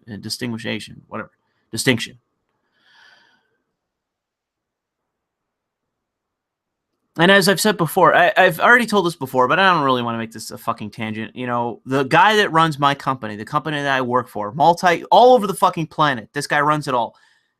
Not a genius. Clearly not a fucking above intelligent even guy, but just a workaholic, a guy that is effective at being a CEO. Not perfectly. He's had his stumbles for sure. And he's had to do serious economic things as a direct consequence in terms of his leadership. But, you know, the guy is not insanely brilliant, but he runs one of the largest investigative companies in the fucking world. Not a genius. So what does it matter? What does IQ matter when a guy that's not a genius, that is not even maybe above average intelligence, runs a massive fucking company? Massive. The guy is a multi-millionaire. Not a billionaire. Multi-millionaire. Super fucking rich. But he is a workaholic. Where he's gonna have that money left over, but he'll be fucking dead. You know, he'll have that. A lot of money when he's dead. And he'll be able to say that I run this massive fucking company. But, you know, what does it matter? What does it matter? What does IQ matter in that regard? The only where it would matter is probably science or physics. You know, something to that effect. Or maybe highfalutin philosophy. People like Sam Harris and the rest. Or Jordan Peterson. Jordan Peterson, obviously not a fucking moron. Obviously above average IQ. You know, Sam Harris the same. Even people love to mock him. Slavoj Žižek, obviously above average intelligence, even with all his quirks and the rest. You can make fun of his mannerisms. The guy is obviously above average intelligence. But outside of highbrow philosophy and sciences, it doesn't matter in terms of success. You can be of decent intelligence and still be... I mean, you think every fucking person in the NBA, every person in the NFL, every person playing, every person in NASCAR, they're all geniuses? They're all above average intelligence. I don't fucking think so. I don't think so. So I think a lot of fucking people sitting in their basement that are listening to streams and going on fucking poll and doing some stupid shit trying to find a way to excuse the fact that they're otherwise unsuccessful, that those are the people that are obsessed with IQ. Losers. Or scientists. Those are the two. Because otherwise, you know, successful people don't give a fuck about IQ. Successful people are focused on what they're doing. So that's why I say, like, I don't think IQ should be taken in any regard outside of maybe science, maybe scientists, maybe looking at aspects of humanity and trying to understand the human mind and blah blah blah. Maybe there is some sort of actual fucking science that can be developed from understanding IQ and researching it and the rest. I'm not saying there's no legitimacy, but what I'm saying for the guy that's sitting in his basement going on poll, there's no argument. You're not garnering any fucking new information by sitting there doing nothing, talking about IQ and about racial differences. You're not advancing anyone, and you're definitely not advancing yourself. So what's the point?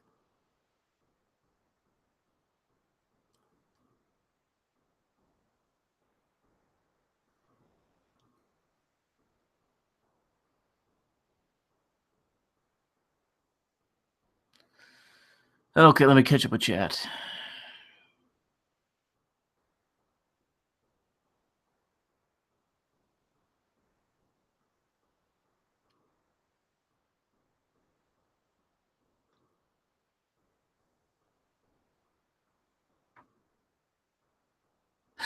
Scientists are losers. I never said there aren't racial differences. Are you like, should I speak slower? I don't know what to say. I just laid out that there were racial differences. I even just admitted that there even are racial differences in terms of IQ. I'm just gonna get off of this. Like I hate this topic because I literally put it all out, and people are like, are you denying there's racial differences? It's like, I don't know what to say. Like, this is why I can't stand talking about this. It's just like I can never just state what it is, and it's just like people just, are you saying this? No, I clearly am not. I have a 1488 IQ. Thanks for that. Okay, let's move on. Yeah, move on. Let me check fucking the paid for comments. Ignore you fucker.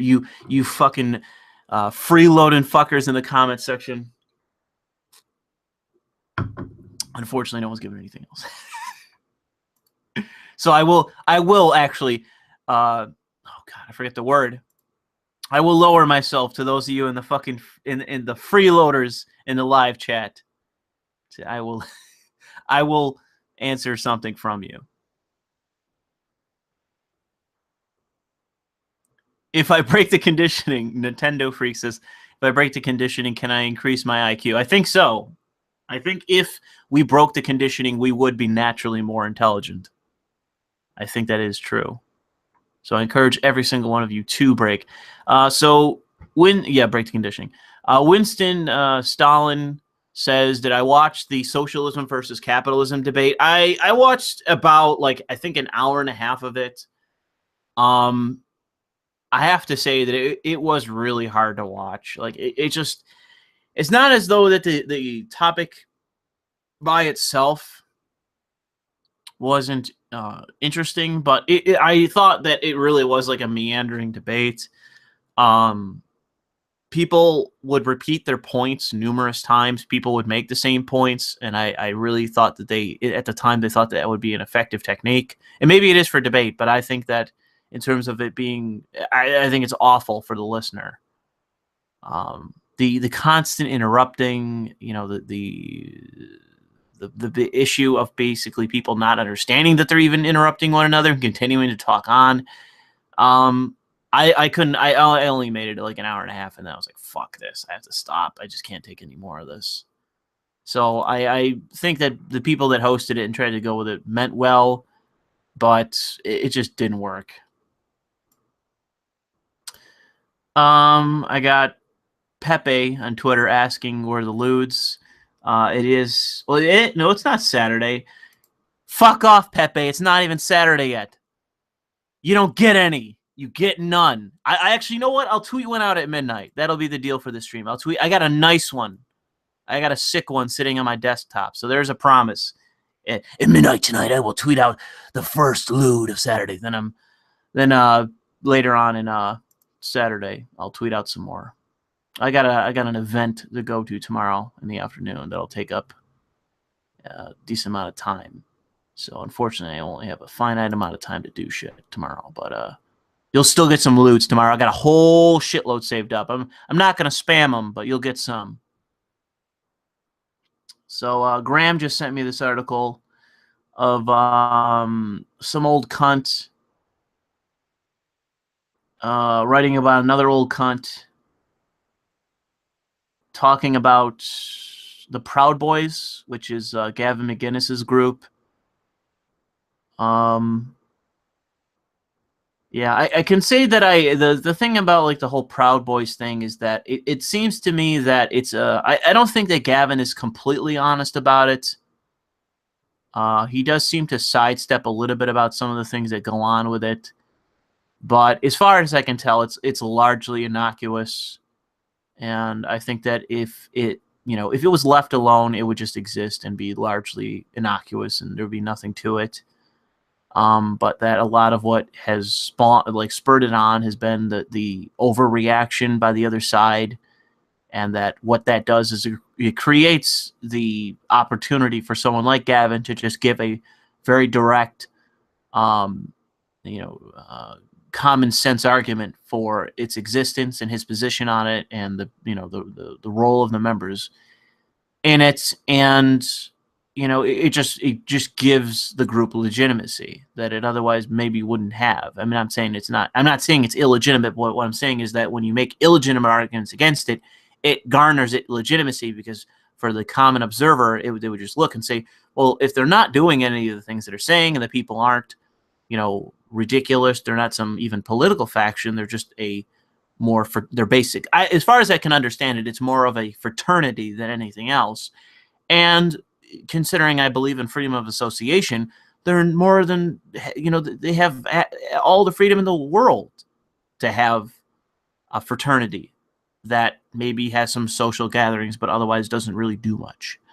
And from what I know about what happened is that there was some event that was happening, some protest or something like that on Canada Day or their Independence Day or whatever the fuck. I don't even remember what day it was. It wasn't that long ago, but it was, I think, on their mere version of Independence Day, even though they don't really have it, where there was some protest, and it was like 3 or 4 guys that were from the Proud Boys that were also members of the Canadian military, I believe it was.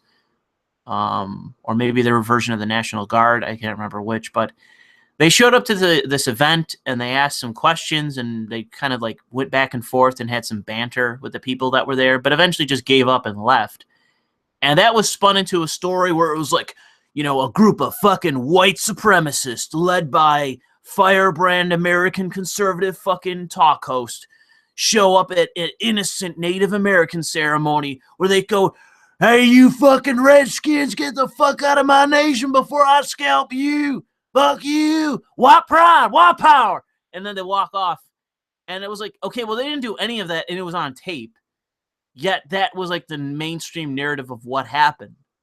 It was like a bunch of fucking Canadian Ku Klux Klan members showed up and went, "White power!" And then they all got kicked out of the military, or at least they're being investigated, and then they've been dismissed until the investigation is concluded. I think they've actually been kicked out. I'm not sure. But, it is really ridiculous, and I think that it does harm the West, or the left. But, I mean, this is honestly the difference between someone like myself and these. It's the difference, the distinction between a globalist and a nationalist is Gavin says pro-West, and I say pro-West, and we can both say pro-West, and that can be the position of pro-West, and being that you are Western, it's not hard to not be pro-West. And it doesn't mean that you are racist or you hate people in the East, but it's a difference in terms of philosophy and tradition and the rest. So there's nothing wrong with saying pro-West. So when you say, no, they're not pro-West, they're pro-white, which is what you see with this, then what you're doing is, again, you're making something up rather than just giving them what they say. And if they do something that says pro-white, then you hit them with it. If you have the evidence to say that if they are white identitarians, you hit them with the evidence. You don't make shit up, because then it takes away your legitimacy and it gives legitimacy to them. And they are right-leaning, as far as I know. They are, alt-light. So unless you want to give more power to the alt-light, don't lie about them. And if they do hold some beliefs that can ultimately help you, such as in my case, I'm on the left and I don't want the country flooded by migrants. I don't want, which will help take down our social safety nets, or at least overburden them. And I don't want the idea of being pro-Western simply being on the right. I don't want that to be the case. Then it pays to be honest. And if someone says, I'm pro-West, you don't say, "Oh, you're a fucking white nationalist, let me lie about you and call you a pedophile," and everything I can come up with. You just say, well, I'm pro-West too. There you go. If someone says I'm a patriot, you don't say, "Fuck America." You say, I'm a patriot too. It sucks the oxygen out of that concept in terms of it being politically partisan. You give power to people if you react in a way that is completely fucking socially unacceptable. If you go outside the Overton window yourself, you don't win. So, in my opinion, as it relates to the Proud Boys, the way to answer it is to create your own more populist, more pro-working class, more pro-direct and anti-politically correct alternative. You don't lie And so, you know, especially don't lie from your bourgeois bubble. You especially don't do that. But unfortunately, it seems that that's just the general left at this point. That they're blinded by their bourgeois bubble. They don't get it. They don't get it. They resent the idea of being pro-working class, or at least being even representative of it. They resent it. And it's not helpful because the majority of the population is working class. So it's like, you fucking retards, like, you don't get it. It's like, yeah, you know, the majority of people, fuck them. Yeah. Are you part of the majority population? Well, I fucking hate you. Vote for me. It's like, what are you doing? What are you doing? Even if you do hate them, you can't say it. You can't say it. And this is the thing, like, I like, to me, it's genuine. Like, I am in favor of the working class. I'm fine with the working class. I'm fine with people like in NASCAR, going to sporting events, all this shit, like going to WWE. That's a very working class thing, in my opinion. I'm 100% for it. I'm 100% people going to a sporting event, going to a sports bar, enjoying a beer, watching the game. I'm totally in favor of the working class doing what they will, enjoying their culture, enjoying what they enjoy, and not being judged for it.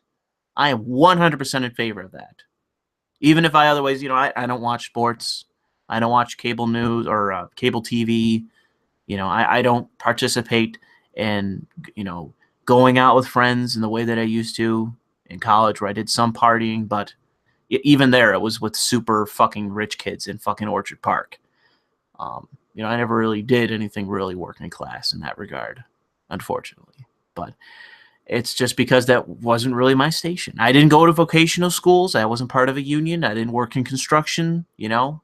I'm sure if I did landscaping, construction, the rest, roofing, I'm sure I would participate more in that regard, especially if I joined a union.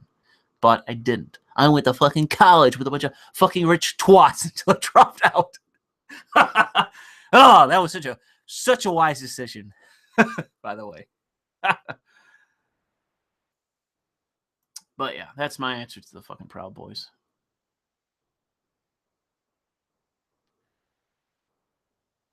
Someone asking, Cronus asks, notice the cringe with Milo and the book sale numbers being bullshit.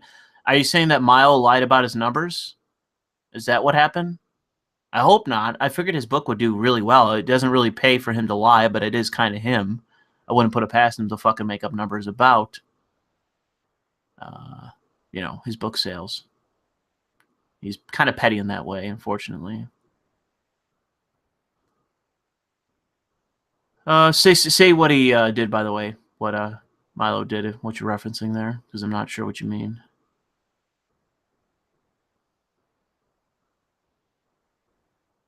Let me catch up.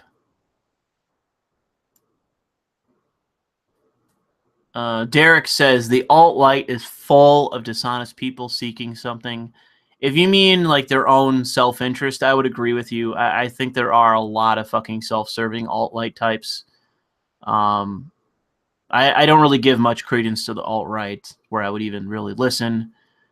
But but yeah, I agree with you. Moving on, Gonzo Duke says everything Gavin touches is a bit hipster. That really is true with Gavin. Gavin, the beautiful part of him is, even though he fucking says like, I'm no longer left wing, I'm no longer punk, that hipster element in him is definitely fucking still there. You can definitely tell with him, and I find that to be funny with Gavin. He really is. Gavin really is out there. You know, with Milo, I would say is a lot more persona than it is genuine. But with Gavin, I would say that there is a decent amount of performance in that. But I think that it actually ties more into him being eccentric than it is actually him trying to be a character, even though a lot of people see him as a character. I would say that it's just kind of him. I don't really think he's changed much as years have gone on, even though he has changed his politics. He as a person is not. But let me catch up with the chat here.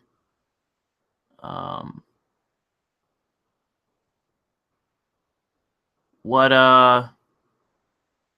What do we got? What do we got on the book sales? Somebody brought that up. I still need a distinguishing of what that meant. Oh, Derek says, allegedly Milo's PR firm lied about how many copies they shipped or something. Well, again, that's stupid. They shouldn't lie about that. It doesn't serve him. The issue is that if he would have his book originally, when it was with the original company, it would have been a bestseller when it was on Amazon. It was #1 in fucking pre-orders, and then it the publisher dropped him, and then I don't know if he self-published or found another. I think he found another. I didn't buy the book just because I didn't think it would be worth it. I figured it'd be frivolous enough. And there's already enough books that I'm struggling to read just because I'm just not in that kind of mindset.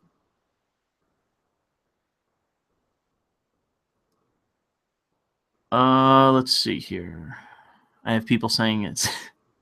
Okay, I'll post the lewd. Hang on. Okay. What I need to do is come up with a name for Saturday being a lewd day. First lewd. I don't need to capitalize lewd. We'll capitalize Saturday. First lewd of Saturday. Let me get it up. Let me get it up to help get you up, so to say.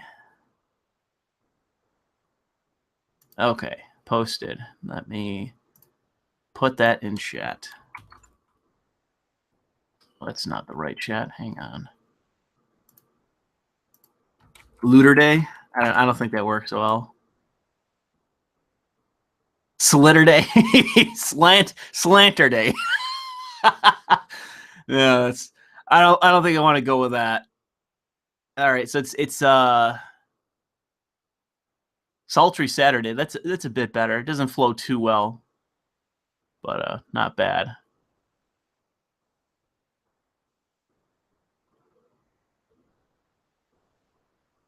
But yeah, there's a decent amount of alt-light types that I'm not really into. I don't really watch Milo anymore.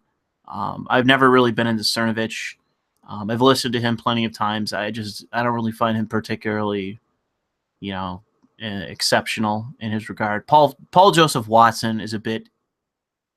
I don't really even find him to be that particularly articulate. The best I've seen of him is not any of those stupid one-off videos he makes. I really don't like those videos. I've listened to him, I think, 3 times for like a short span while working, when he was basically hosting the Alex Jones show, or maybe he was either filling in or he was doing his own show or something. But I watched him off of Alex Jones's website, and I listened to him for probably 45 minutes, and I was like, hey, he can be articulate. He can articulate some decent points. I think he's actually kind of poorly served by those one-off stupid videos he does, even though they're popular. I think he's kind of better off in a long-form format. And there's not a lot of people that can do that, by the way. I think that's kind of a gift to do that. And I think he actually has it. But he definitely loses me in certain positions. So I would say that I still, largely don't agree with him. But, he's at least decent enough to listen to every once in a while.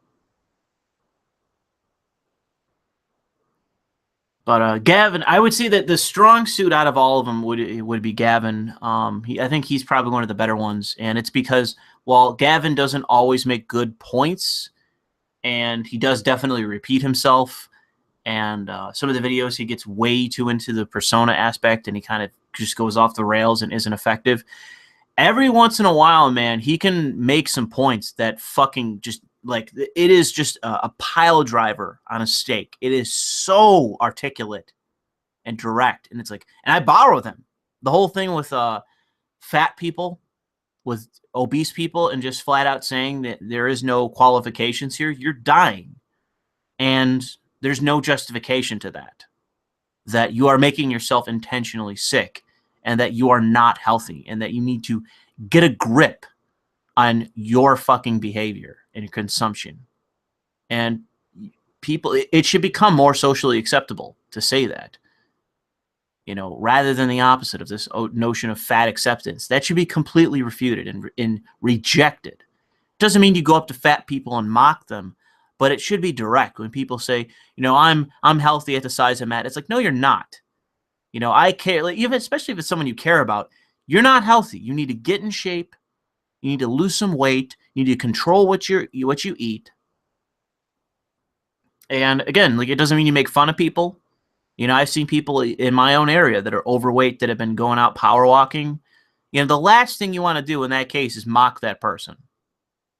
You don't want to mock people that are overweight, that are trying, that are on a bike, that are on a treadmill at a gym, that are going for a walk, walking with weights, working out using weights. The last thing you want to fucking do is make fun of those people. If you actually want to benefit fucking society or give a shit about anything more than cheap humor at someone else's expense.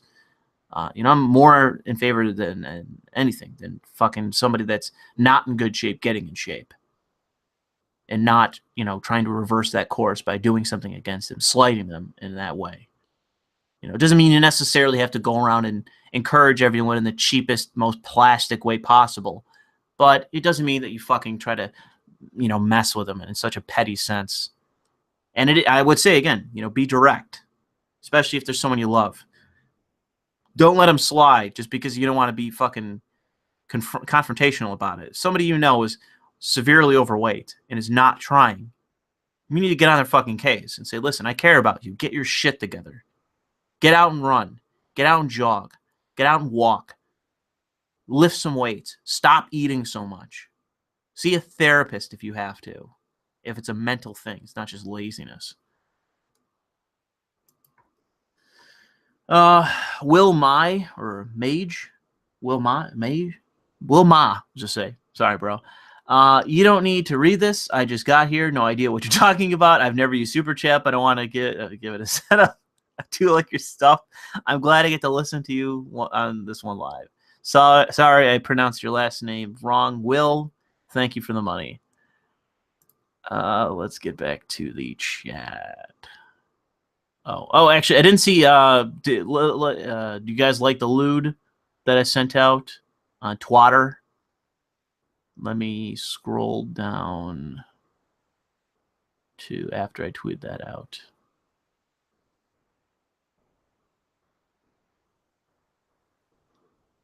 Well, it's Saturday when I send it out, so we can't call it. What are we thinking about that lewd?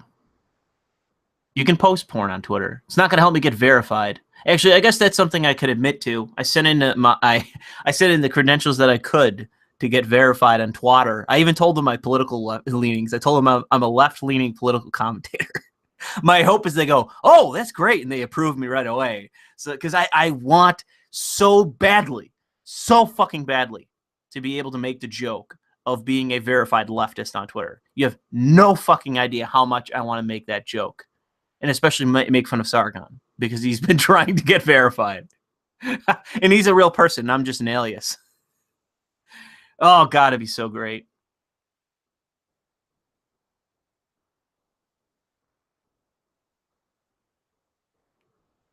Let's catch up with the chat. Someone asked what's been going on with V. He got his channel taken down. I thought more people were aware of that. Some fucking person spammed his channel with community strikes, and he's gone. He got it taken down. He's moved on to his secondary channel. I suggest if you want to know more, you go to his Patreon or, you know, hit him up on Twitter if you want to find his new account. He got taken down because someone took him down on purpose. Oh, saw a super chat. Gunblade Knight says I need a source for the lewd. Let me find that again for you, sir, and I will tweet that out, or not tweet it out, but post it in chat again. There it is. Put it in chat right now. I would say that, you know, that's one of the things. There's been a lot of people that have had their channel fucked with recently, and I can tell you that one of the things to do is not fuck with obvious people that are going to obviously go after you and fuck with you. I don't think that this is such as the case of V. I think someone directly went after him and fucked with him. But other people that have had their channels taken down recently, it's like they've gone after people that they know will do something like that. And it's like, well, don't do it. Don't go after them. Like, I understand, like, in my opinion, to all the retards that are floating around out there, it's like, just leave them alone. You know, if they're largely just acting out, lashing out in a completely fucking retarded way, don't go after them. Don't make that the thing. Like, the right move when I did that original video on Eric Garland was just to do it. Make the video making fun of him and just be done with it. It's a little bit different case considering him and other people, but what you don't do is you don't spam shit at him on Twitter. You don't go after Eric Garland. Just go, look at this, Eric. Look at this, Eric. Fuck you, Eric. Blah, blah, blah. And he goes, okay, fine. And he fucking flags your video. And it's okay. It's like, okay, well, that's what happens. You went after him. And he's a fucking piece of shit. He doesn't care. He doesn't care if he's going to flag your video. He's a piece of shit. So it's like, it doesn't make sense, in my opinion, to go after people like that in that way. Like, every person that I've ever covered, I don't think that, maybe outside of a few exceptions, I don't think I've ever sent one of my videos to somebody.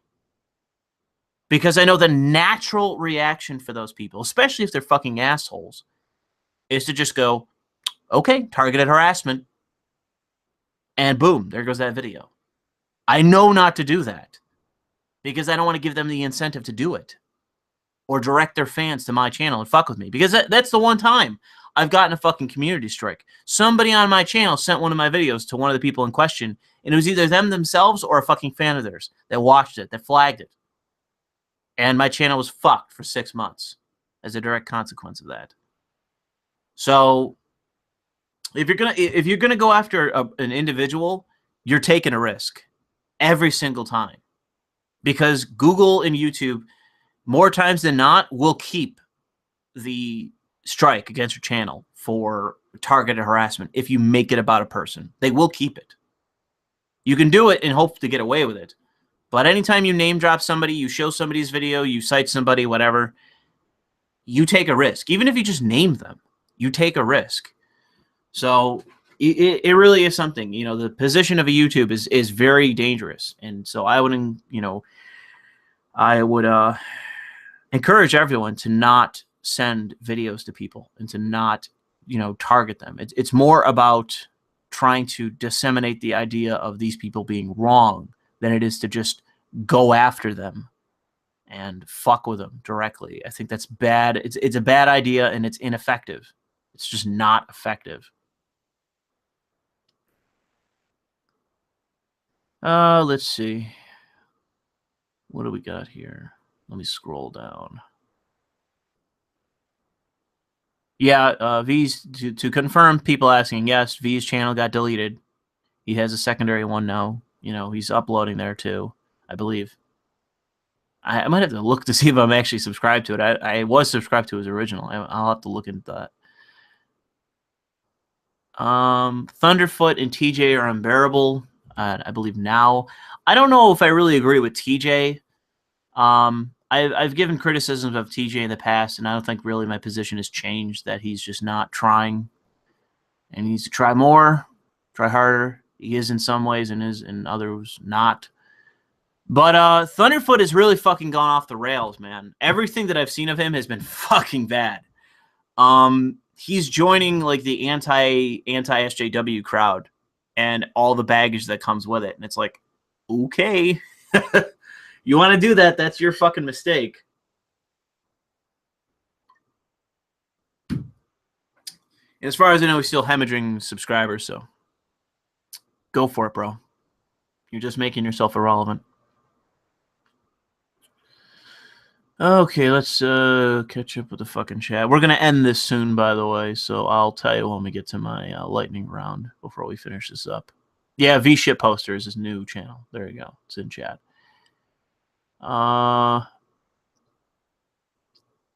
Let's see. I wouldn't say that TJ's Boogie Lights. I wouldn't agree with that.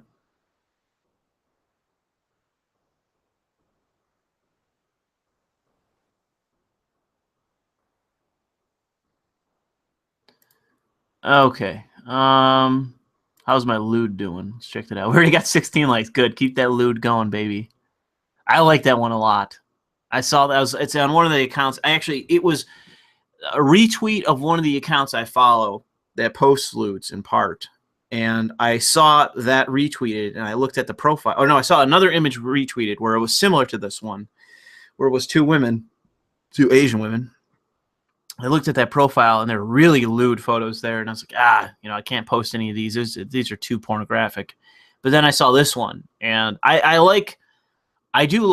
like the more pornographic images that you'll see of basically a completely naked girl on a couch or a bed, like literally opening her fucking pussy. And it's like, no, that's a little fucking too lewd for something that I want to post. There's also ones where I've seen where I've been looking at them and I'm like, oh, do I want to post this one? This one's pretty lewd. I might want to save this one. And I notice that like she has cum on her chest, and I'm like, no, I'm not gonna post this one. This one's a step too far for me. Like, I don't want to post any with a girl who has cum on her face or her chest area. It's a little too lewd. What I like is something done that would likely be done by a professional photographer, where it is something like this, where I like it's you don't see below the waist, outside of the one girl's ass, and it's lewd for sure. Both are bare chested and both partially closed or clothed or clothed, yeah, and but at least lewd enough that I like it. It has an appeal to it. It's artistic in my opinion, and I also like the fact because one of the channels or the accounts that I follow specifically is mainly small-chested Asians, and specifically Koreans and Japanese. That seems to be the predominant racial groups or ethnicities that they get photos from, and it's A-grade shit. So you'll see some from that account posted tomorrow when I get to it.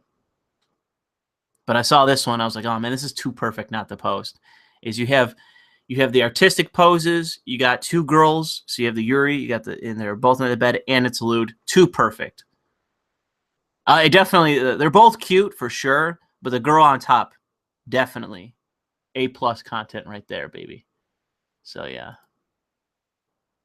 I do follow Asian bot, although I repost and save very, very few at this point because Asian bot is very repetitive in what they post, and I do not like the cosplay shit that they post. There are very few cosplays that I will retweet, and they post a lot. So not really. I may eventually unfollow that account just because they don't post enough for me to retweet anymore. So let me catch up with the fucking Yuri is art. Yuri is the purest love, and it is art.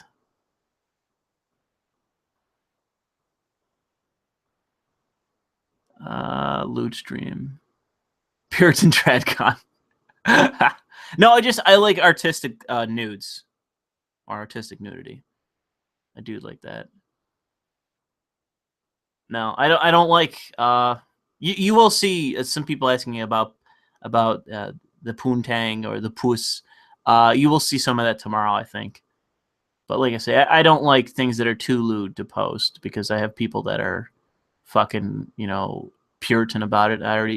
People are like, I said like, oh man, I'm gonna tweet this shit out on Monday, and I had like 5 or 6 people say to me like, oh, don't do that. Oh, I'm working.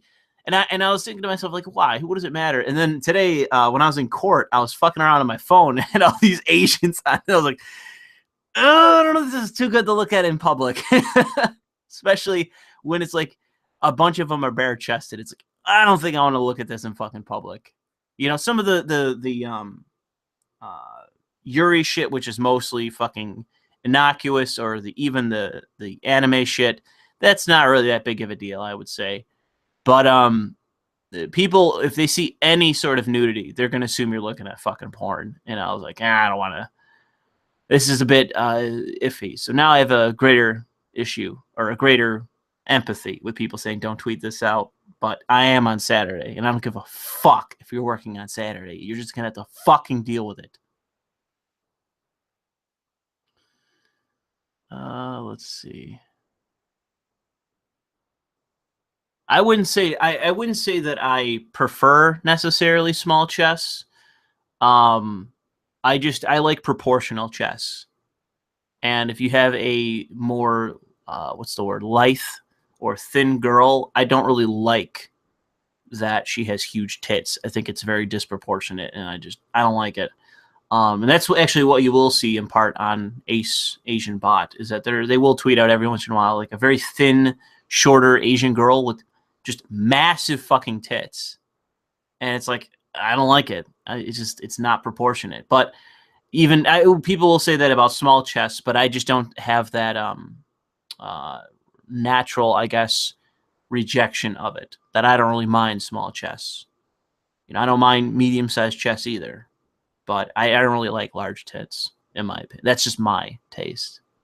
So if you want to make a joke at my expense for Loli, that's fine. I don't give a shit. Thoughts, and this is by Navigating Nuance again. Thanks for the question. Thoughts on wildly different worldviews, how people can disagree on reality itself to such a huge degree. Feel free to ignore. I don't really understand it. Obviously, I mean, there are plenty of people out there that have completely radically different worldviews. And when people, and that's pretty much where I say that people in large part take civilization for granted, society for granted. It's like, this whole thing can easily fall apart. And I would say that that's in part going to be what does it. If it's not like scarcity of resources or, unrest and yada yada. But even with the unrest, it would likely not be just because you have some, dictatorial power or whatever. It would probably be politics. It would likely be because of a distortion or disproportionate power in politics. And if you want to see society collapse, that would pretty much be the way. If you have somebody with radical enough worldview and enough people with the opposite worldview, or I should say the person with a radical worldview come into power, and enough people on the opposite end that hold the complete opposite worldview, and there's too much of each group, and they're violent enough, that's when society fucking collapses. And it's dangerous, and that's why I think that social cohesion is important. So when people say, oh, social cohesion is pretty illiberal, Louis, you're not a fucking hypocrite, are you? It's like, no, well, we need some minimal amount of social cohesion in society to make it fucking work. Too much chaos in society is when it all goes. Because as I've said before, and maybe in some point in a video, I will just show it graphically just to show you exactly what I believe, that order is the foundation of everything in a society. Liberty, freedom, blah, blah, blah, civil liberties, your rights, so-called.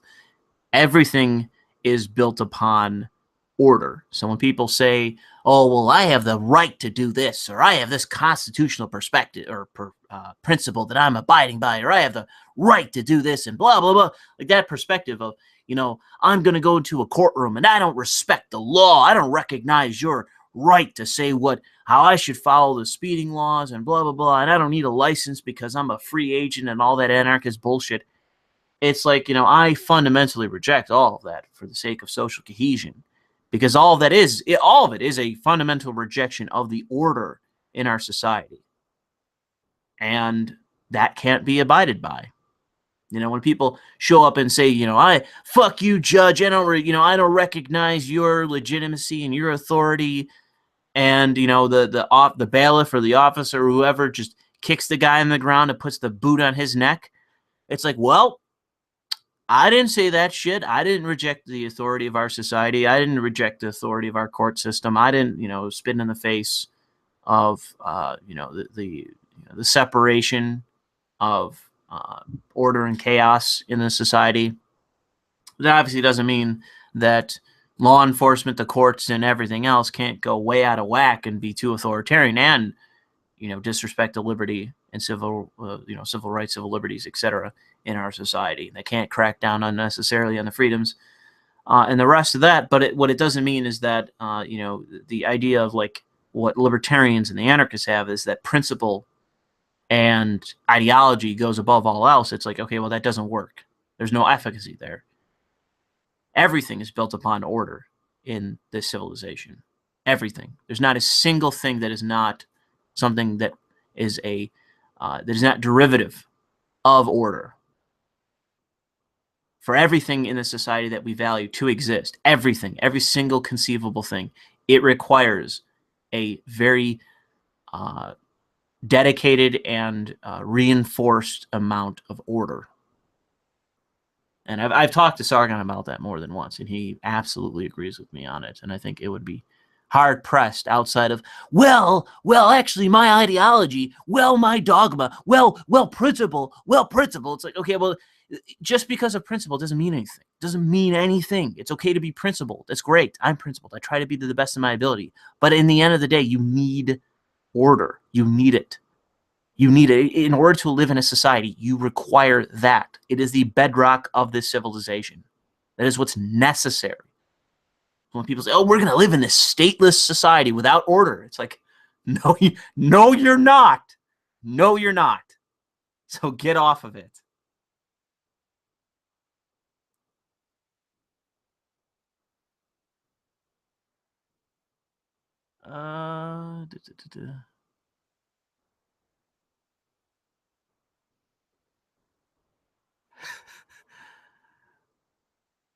No, I'm not setting up a Discord. Sorry. I don't follow any lowly con fucking porn stars. Thank you. I don't need any of that. Am I being great joke, Graham? Am I being detained? That's a great joke. I've seen that before. Oh God.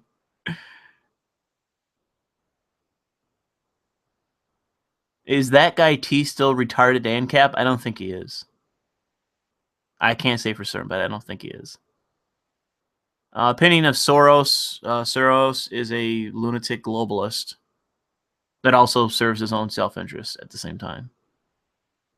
He's like he really is like the opposite. He's like the counterpoint. He's like a more effective Koch brothers. Koch brothers does a lot of that shit too. They're just not as effective. They serve ideological points, but they also enrich themselves. Both Soros and they do that.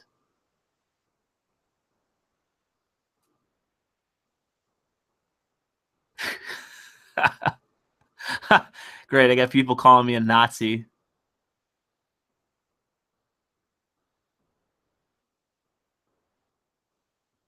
No, I already talked about earlier in this thing about this stream about the socialism versus capitalism debate. Not much there.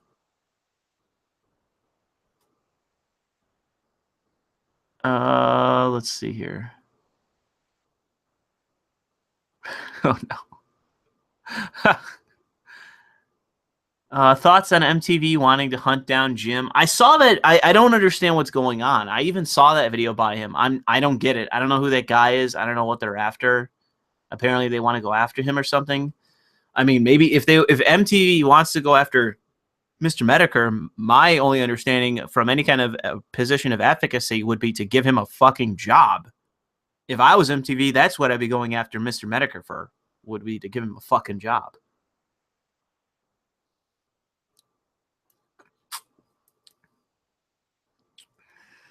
Yeah, I realize what they're probably going to try to do him, but you know that's my thing. Is I don't know why they want to do it. I mean, it's like after what CNN did, it's like why? Like you guys are fucking retarded. I just don't get why they do what they do. They're so stupid. But again, it's the you know the advantage of your arrogance living in your bourgeois echo chamber, thinking you can just get away with anything. Especially after MTV just fucking downsized their company, as far as I know. It's like, what are you doing?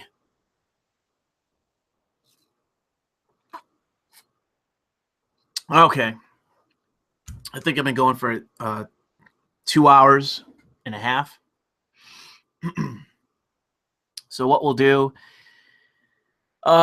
is we will get to the lightning round. I appreciate all the questions and all that. And things have been going pretty strong so far, but I will let me double check my.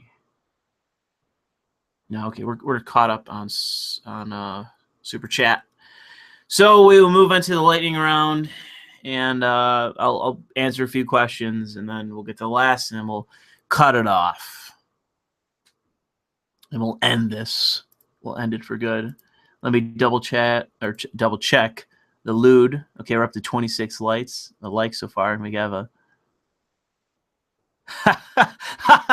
I like this. I like this image of the fucking of a 2D girl refusing 3D. I like that.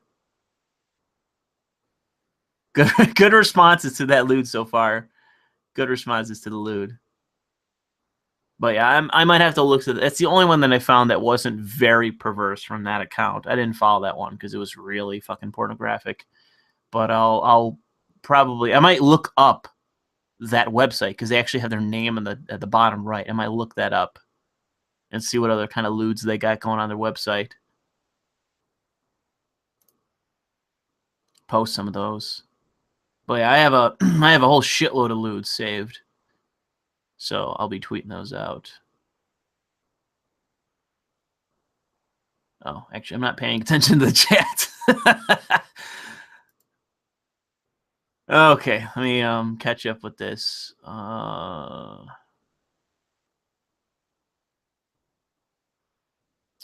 already talked about Russia in the past. I don't really have much more to say. It's just the constant bullshit. I'm not really buying into the whole email thing. I don't think it's going to go anywhere.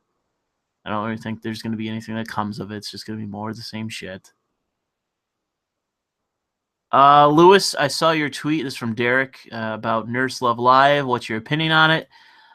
Pretty mixed, I want to say. It's for a low price, it's pretty decent to buy and try out. Unfortunately, because it being on Steam, there's very little ecchi content, very little. And it's very bizarre because actually at one point in the game, a character in the game pisses herself, and then the protagonist goes in and pisses herself, and it was like a very fetishistic moment. And it was like in part made to be like sweet, but also it was also very fetishistic. And I'm sitting there like, okay, you have that, and it's not the only example of that, but there's several things like that that make it come across as very fetishistic of a game. But there's very little ecchi content, and it just kind of like begs the question, like, is this like a stripped away game? Is this like a strip mined game of ecchi content where they published it on Steam and removed all of it? Or is this really all there is in this game? And because of that, it really suffers from it. It really does suffer from that. So I would say that my opinion of that visual novel is pretty mixed. There isn't anyone... I have played, I think, 2 of the 4 endings that exist in that, and so far with neither one I've been really... satisfied, I would say, with it. The only one that I did like was the bad ending, actually, and I think I've already said this, of the sister ending, where she develops a personality disorder, or at least the one she has developed becomes worse, and she becomes a masochist, and basically the protagonist becomes her, mistress, her dominatrix for her, and they have like basically a very fucked up relationship, but it's a very femdom Yuri relationship, and it gets a thumbs up despite it being a bad ending. The good ending's actually kind of boring, and so is the other chick. There's one other chick that I did the thing too. Very boring, so not really great. Someone says, would you want to be on with Jimmy Dore? Yeah, sure. I'd love to do something with Jimmy Dore.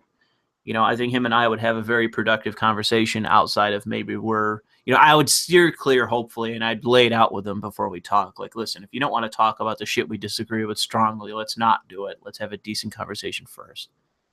The only thing where I might pick on him is to say that, one of the things you're going to have to recognize when it comes to identity politics and the rest of the shit that you rave about in terms of what the corporatists play to is how much of that is stemming from progressives and progressives alone. Like, there's no way to square that circle. And that would be the one thing I would push back on him with, is that, like, listen, you know, you might see the right as awful, but it's like, you know, you have to recognize that one of the things that's ultimately making progressivism just unworkable is identity politics. And, you know, Bernie Sanders did do this. He had, I'm sure all of you remember it, when he did the thing where the Black Lives Matter women stormed the stage and they took away the microphone from him and he just stood there like a cuck. He did an advertisement, legitimately did an advertisement, a political ad, where they bragged about that. You know, he let these black women, these women of color, speak. And it's like, I can understand from a progressive lens how that works, but from a non-progressive lens, it makes him look like a fucking faggot and a total cuck. And I'm just talking about just from a mainstream level. That makes him look like a cuck. And so my argument to Jimmy would be like, listen, I understand, like, you have all of this fucking shit wrapped up in your mind about how you need to give women a space to say whatever the fuck. But at the end of the day, the position that you need to take is power politics. You need to be pragmatic about this, is that you might have this ideology rolling around in your mind, but what matters more? Bernie Sanders winning the nomination or Bernie Sanders losing to Hillary? What matters more? And the answer is going to be, in his mind, because I already know enough about him, it's going to be Bernie Sanders winning. And obviously, this is not like me saying, oh, Bernie Sanders is perfect, blah, blah, blah. I'm just trying to explain that if you support Bernie Sanders to the hilt, your position should be him winning. And obviously, there's, you know, if he started doing unethical shit, and it doesn't excuse people doing unethical shit in his name and whatever else. But what I am saying is that, you know, just from a point of pragmatism, you have to recognize what works and what doesn't. Even if it doesn't gel well with your ideology, that's when the ideology is fucking worthless at that point. So I would like to talk to Jimmy Dore. I think he could be shifted. And I would say that while he isn't super big, he has like 250,000 subs, which is obviously more than me. I think that it would work more to have him come to our side than it would be to just, you know, say fuck off and never talk to him again. You know, somebody like Jank, maybe that would be worth just saying fuck off and who cares. But I think Jimmy has too much power to him in terms of his positions, that he has a decent amount of videos that aren't very good, but he has some videos that are very fucking effective, that have way mainstream appeal. You know, you have progressives, you have more, you know, mainstream Democrat types. You have so you have progressives, more sort of like outcast progressives like myself, which are just outcast leftists, you know, people that are not part of progressivism. You have us, you have the more mainstream Democrats, and you have people that are more centrists, even like WikiLeaks, tweeting out his shit. And so what that shows you is that even though while Jimmy is imperfect and at times inarticulate, he's articulate sometimes well enough that he has way mainstream appeal. And that's what you want to have on your side, even if you have to reform him to some degree, even if you have to say, like, listen, if we can get on speaking terms and we can increase our relationship, maybe eventually you get him to apologize to Alex Jones for spitting in his face. Not saying it's not a long road, but, you know, it doesn't hurt to try.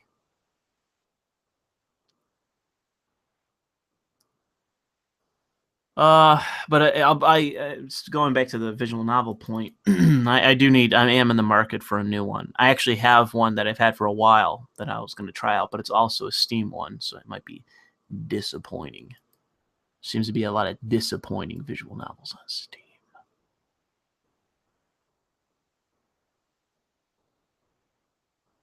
How bad would a Kalinsky presidency be? Is that just you trying to troll me? Trademark? I think that's just you trying to troll me. That's all I think that is. Let's see any more questions. Be sure to @ me so I know you're asking me the question. Let's see here.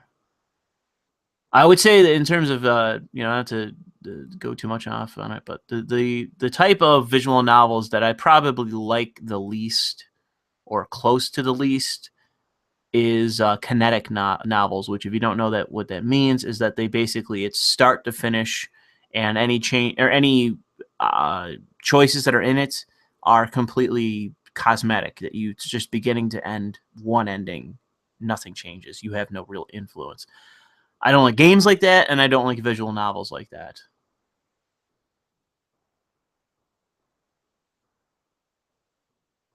Okay, so we got questions. Let me catch up. Regarding the lewds, tits of the girl on top or tits in the girl on bottom? Ooh, see, now that's it's very much off topic, but I would say that both I would be fine with.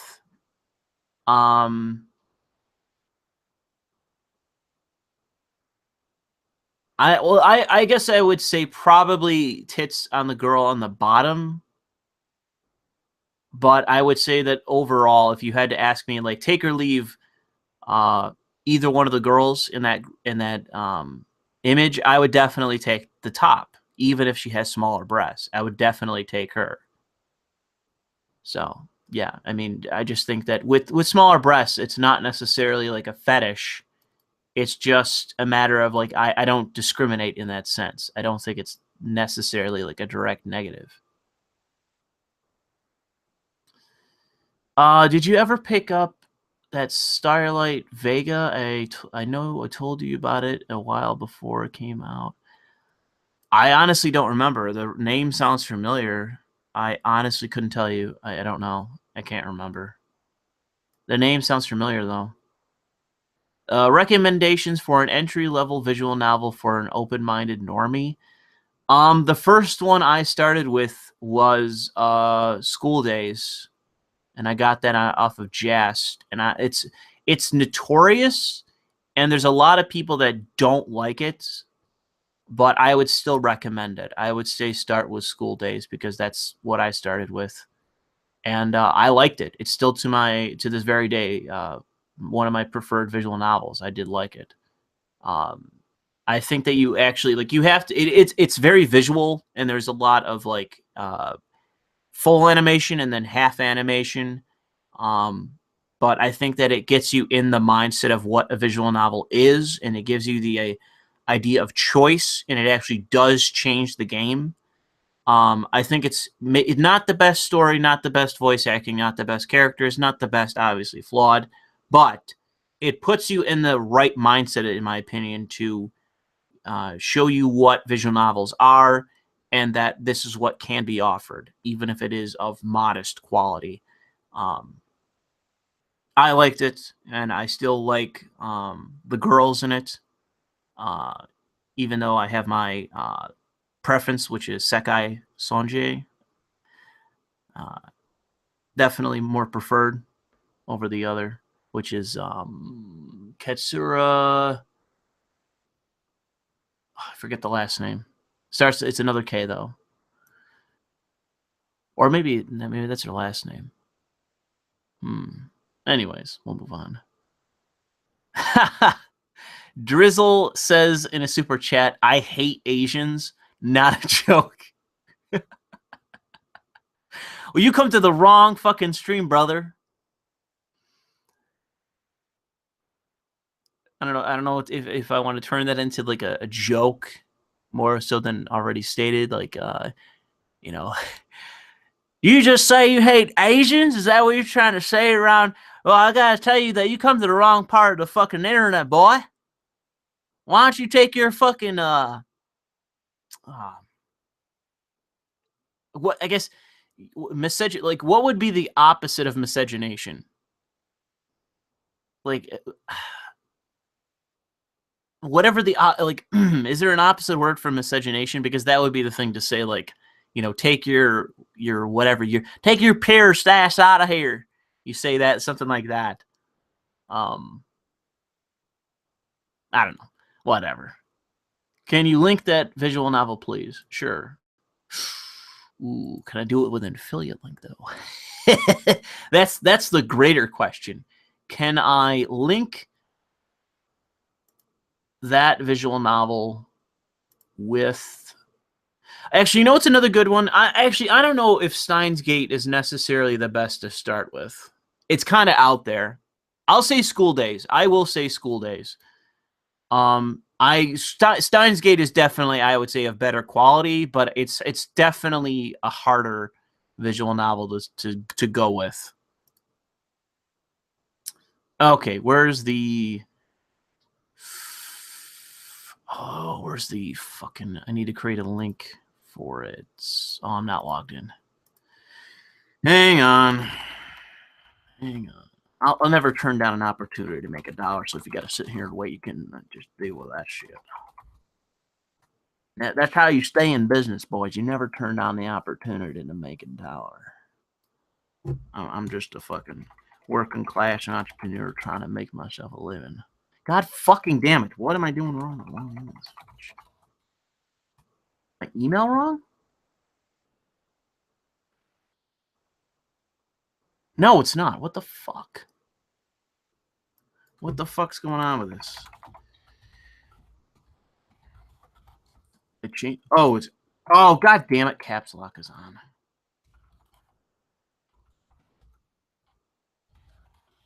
No wonder it's not working.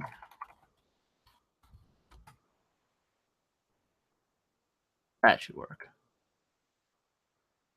There we go. Okay, let me go back. Go under here.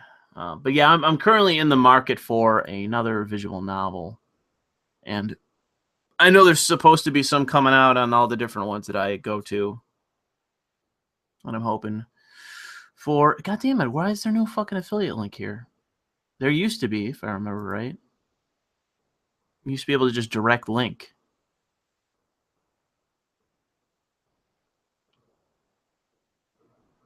Did they get rid of their affiliate program?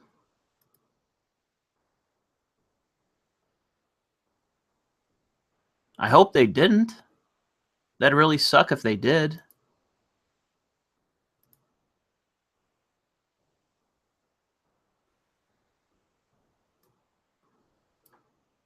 Well, fuck it. I guess I'll just link it.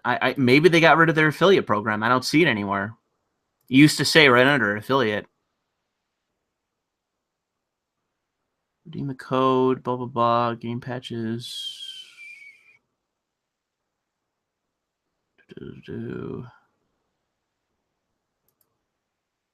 Let me see here.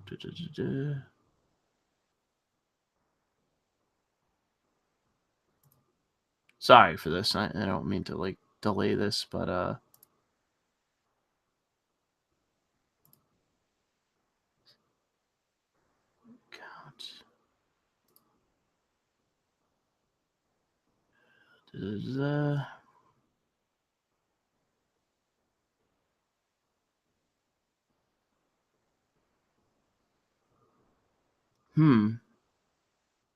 yeah, maybe I think they might have gotten rid of their fucking affiliate program. That sucks. I didn't make much money there. I don't even know if I ever cashed myself out. Actually, you know what? I think I might have just lost all my money. Fuck! If they got rid of their affiliate thing, then I lost all my fucking money there. God damn it. Fuck. All right, well, that fucking sucks. I'm really going to have to look more into that, because if that's what happened, that really fucking sucks. All right, anyways. I'll link it to the goddamn thing. All right, guy in chat, pay attention. I'm about to link it. Here is the link to... What the fuck? Here is the link. Why won't you allow me to paste this link? Error. Why is there an error?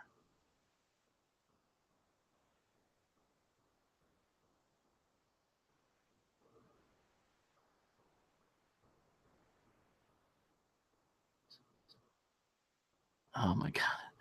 Why does everything have to be so fucking complicated? I'll create a goddamn fucking Google shortened link just to get this goddamn shit to you. All right, let me test the link. Fucking works. Okay. So now here is the link. There it is. Okay, it's been tweeted out. Just tweeted it out for you. There's the link to School Days. Fuck. Well, I'll have to look into that.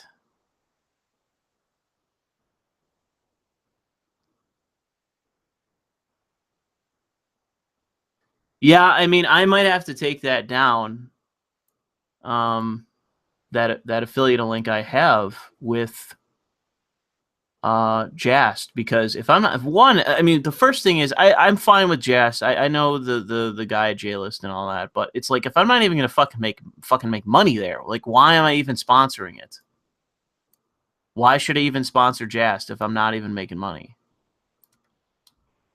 Let me I'll probably have to explore this on my own time, and maybe I'll DM him, Peter Payne, and ask him, like, you know, did you get rid of the affiliate link with this? Because he used to have a thing on here for affiliation, and I don't see it anymore. And under your account, if you do have an affiliate account, it would say so. I don't really know if he changed it so that now you have to because I used to also have a total under here as well. Yeah, they must have, I guess they got rid of it. That fucking sucks. That's also annoying. I probably had $70-something that I made through this. And I guess there goes all that fucking money. Pays to fucking cash out, guys. Pays to do that. That sucks. Anyways, but let me get back to this. Okay. So we'll get down, since I've gone too long with this and we're bleeding viewers. Actually, I tweeted that a bunch of times, but it doesn't show. That's weird. Why are you looking for visual novels when you haven't touched your automator yet? I don't know. I haven't really felt like it, because it's not a visual novel. Visual novels are not normally that expensive, but some are. If you buy a digital download, it's usually fairly inexpensive unless it's new. Then it can be, depending on the length, $30, $40, $50. You know, they can get pretty fucking expensive. But yeah, fuck. It's such a pain in the goddamn ass with Jast. I'm gonna have to fucking figure that out. But yeah, visual novels are usually not that expensive, and I would definitely shop around too, because sometimes you can find visual novels from different places. Oh, I got somebody asking me on shit. Just sent you it over Steam, if this is, or Steam, Twitter, if that was you that asked for this. Graham just sent me a fucking meme. It's a white girl that says, I'm a vegan, gender fluid, and a feminist. I support Black Lives Matter, Antifa, and communism. And the guy responds, trying to impress her, I'm also a useless piece of shit. That's very true. It's very true. All right. So we'll get down to visual novel database. I've gone to visual novel database. What about it? What games are you looking forward to, and do you think Unreal Engine is overused? I'm not a developer, so I can't really say whether it's overused or not.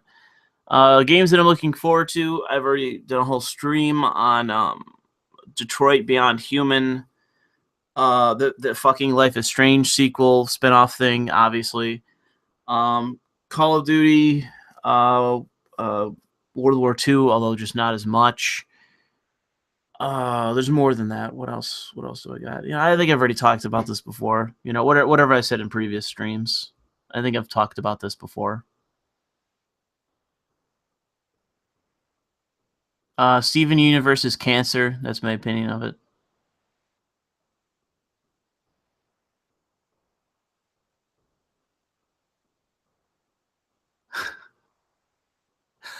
People are pressing F to pay respects to my dead account, my dead fucking affiliate. All right, we'll get final two questions in. Final two questions. Let's see here. Let me scroll down.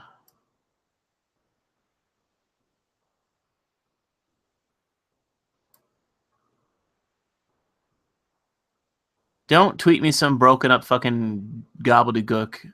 Just if you're gonna tweet me a link, tweet a link. Send it to me on Twitter if you can. If you want to send me a link and you don't want to post it here. Let's see here.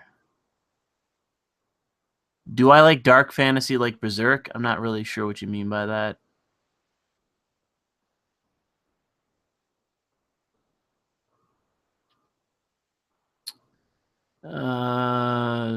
Thoughts on Zizek Kronsky feud? I don't know anything about that. You need to make a Patreon info video for your YouTube channel, make people aware. I already have. I already have done a video where I've talked about the fact that I've opened a Patreon. I don't really want to harp on it too much because then people get annoyed by it, and then the advertisements become virtually ineffective because the point of the advertisements that I make is to not be annoying. It's just to be stupid.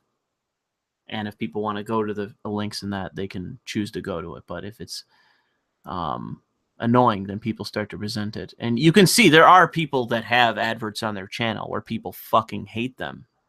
They don't like them. You know, they don't find them funny. They don't find them amusing. They don't ask for them. They actively say in every video, you know, fuck your shilling, blah, blah, blah. And that's not what I want.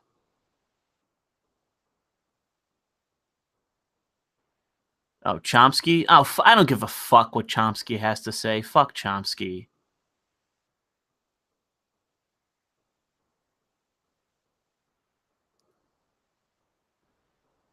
You, Harold Tapper or Tupper, bro. I don't know what you want from me. I can't fucking post an actual link. Why the fuck else do you think I would break it up? Can't you send it to me over Twitter then? Does it have to be here right now?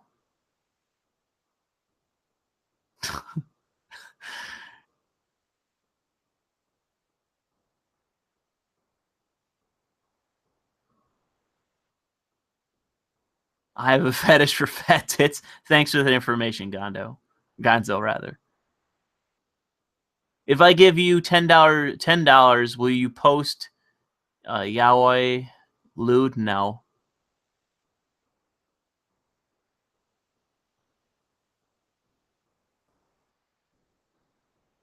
Should I tweet it at you or DM? Just tweet it at me, bro. Just tweet the fucking thing at me. I can see my responses.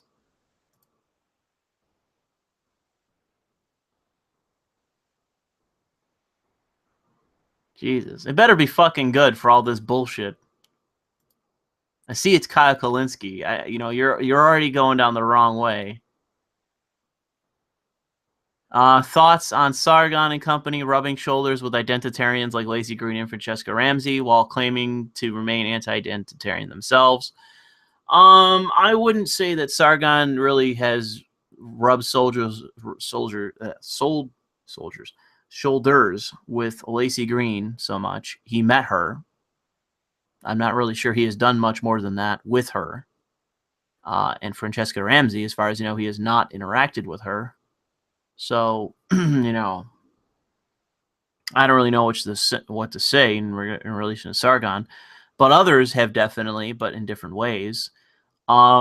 There's people that have come out and they've done their whole thing with, oh, you know, these people should be forgiven and blah, blah, blah, and whatever. We just want to talk with them and be friends. You know, obviously I'm not on board with that. Obviously I'm not doing it. I'm not participating. And that's really all I can say and really what I can do. I mean, I would say that the people out there that are going to be, you know, rubbing shoulders in the way that you're putting it, they would eventually have the same thing that happens with Armored Skeptic. I mean, if you do enough stupid shit long enough, it is going to blow up in your face and you're going to garner yourself a shit reputation. And, you might be popular, but you're going to be popular among your own crowd, and you're not going to be popular with anybody else. And that's what will happen if they push things too far in that regard. So that's one question. So I'll take this one. I'll do three. So this so really Rando says, last question: which fleshlights do you currently own, and which is the best? I own 0. So you're gonna have to go to one of the people that actually reviews them. I own 0, so you're gonna have to pardon that. So I guess this, you know what? Considering the time, I've been talking additionally for half an hour. We're just gonna end it on this one, which is going to be another post by paid or super chat by Drizzle. Did you hear about the free speech event thing Dave Collin was proposing in it's someplace, I think in Texas or something, or wherever the fuck. Temp next April. Will you attend if you have time? The answer is no to both questions. I will not attend. Well, I have heard that is the answer to that. I will not attend, and I do not have time to attend. I don't really have much incentive to. First of all, I'm gonna already have enough problems for next month when it comes to fucking taking off all these days because of my fucking court cases. But in terms of doing face reveal shit, which is gonna happen, the selfies are gonna happen if I went to an event. I'm not in the position to do that. The only way I would ever go to an event would be if it was relatively inexpensive. I had some other interest to go there. Enough people that I already know are going to be there, and I'm comfortable with the aspect of losing my job. That would be the only way I'd go to a live event. I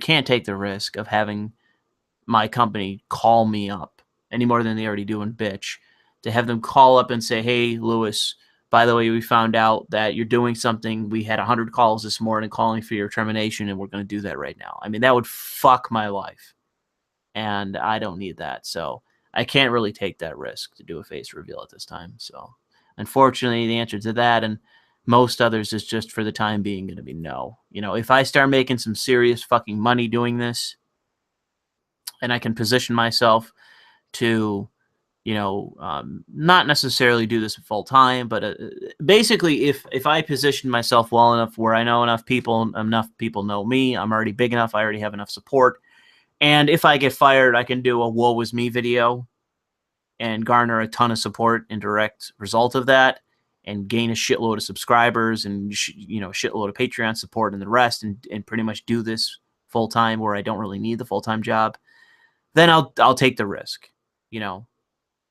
If it happens, it happens. If it doesn't happen, I just do this part time, then that happens. If I'm ever in the position where I can take that risk, I'll take the risk, where I can lose my job and do a "what was me" video. But so long as I'm not in that position, then I'm not going to do it. I just can't take that risk. So if that makes me the forever cuck, then that's me being the forever cuck. But I don't have the ability to do that. Okay, so the only thing left was Harper Tupper. I'm not really sure what you sent me, bro. You meant to send me a tweet, but I have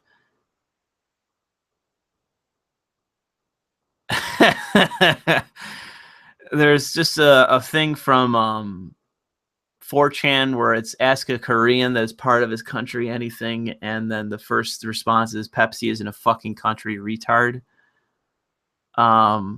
There's that. I'm not really sure if that's what you meant to send me. And then yeah, so you got if you want me to respond right now there, Harold, you better do it quick, because otherwise we're fucking... Well, get on it. What the fuck are you waiting on? Just send it to me. Jesus, I don't have all goddamn night. I'm not going to do a video with, like, DSP, because then I destroy my own fucking position. Why would I do that? I'd sooner fucking record myself jerking off than do a video like he does begging for money. I don't want to destroy my own reputation with my own audience. With Colin Moriarty, like, I would never do that because I'm already independent. Colin basically managed to glom on to First IGN and then fucking the faggot I don't even remember his name of, and then was able to launch from that position. And it's amazing to me that the guy isn't even really that popular. If you look at his channel, he's really not that popular, but he just has a shitload of fucking support. And that was he did a woe is me moment. He got fucking shit canned from his stupid podcast. He went all over the place, including on David Rubin's fucking thing was the most effective. The one where he went on after and fucking cried. That was really effective. That's where I think most of his support came from, was getting on Dave Rubin's show and just having that moment where and then him having to, like, okay, let's just take a moment where Colin can gather his emotions and then come back to this. And I think that's where a majority of his shit comes from. I don't think that otherwise he's really all that entertaining. But I'd pay you $1 if you record yourself jerking off and post it online. Oh, I'm sure people would pay money for that, but I don't really need to destroy my career. Okay, apparently Harold just sent it. Okay, here it is. Oh yeah, why didn't you just say that? I saw that earlier. I think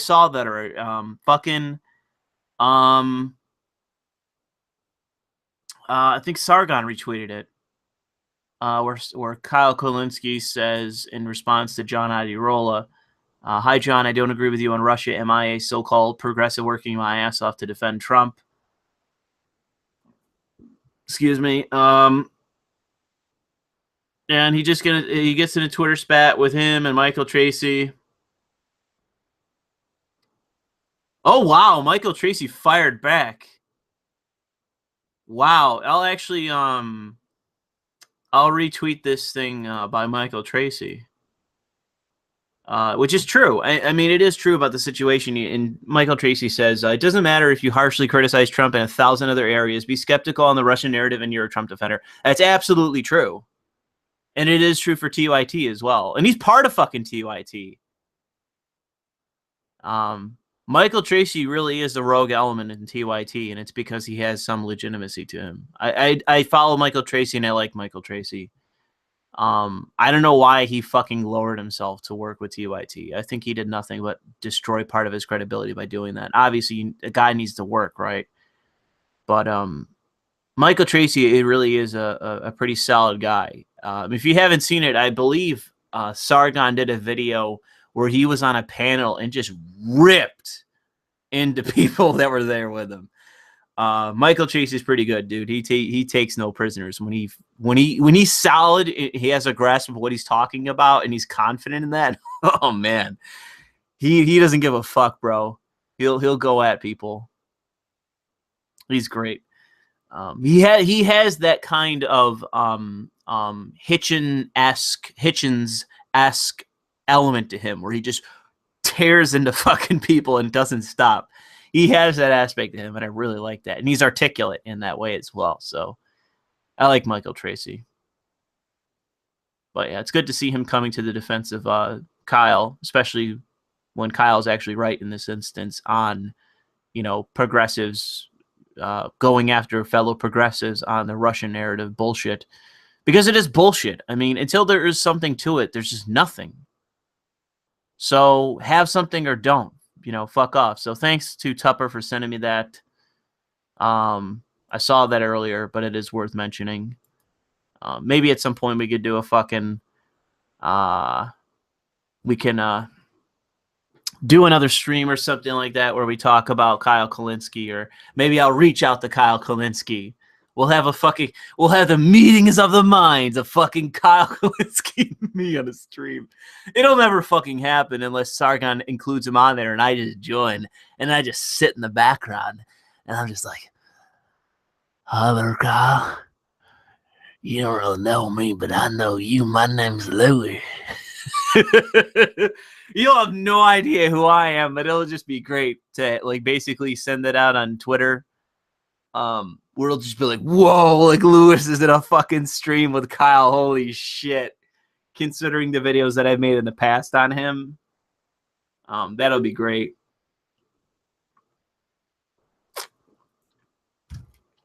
All right. I want to thank every one of you guys for turning out here and joining me for however I've been going for like 3 fucking hours, about an hour longer than I wanted to. So thanks for joining me. Hopefully this stream serves some purpose, even though I didn't do any planning for it. Be sure to get on Twitter and check out that lewd that I sent out. It's going to be one of several that's going to be coming out, and it's spicy. I like that one. I like that one. Incorporates all the things that I like. But hopefully I'll check some more out. I already got some saved for you, so you can expect those to come out. And there's a few of them.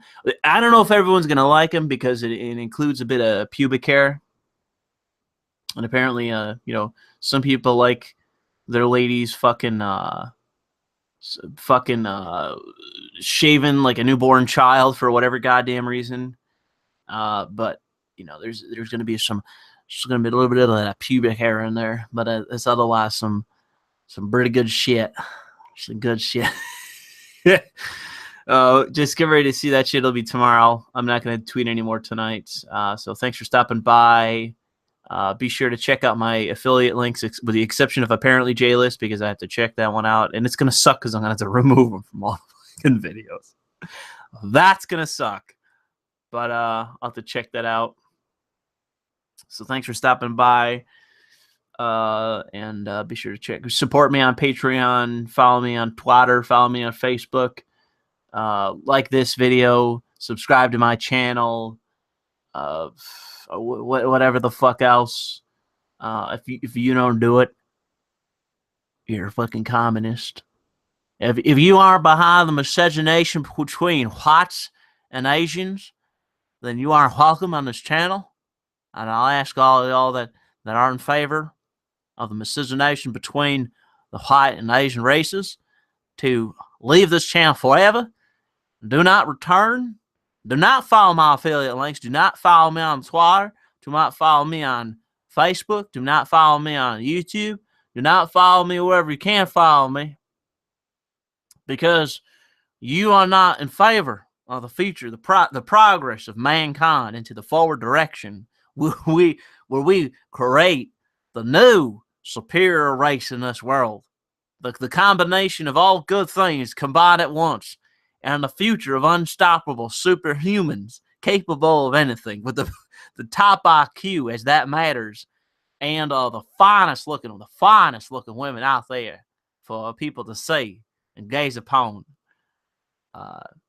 Be sure to do that. Yeah, thanks for watching. You fucking faggots.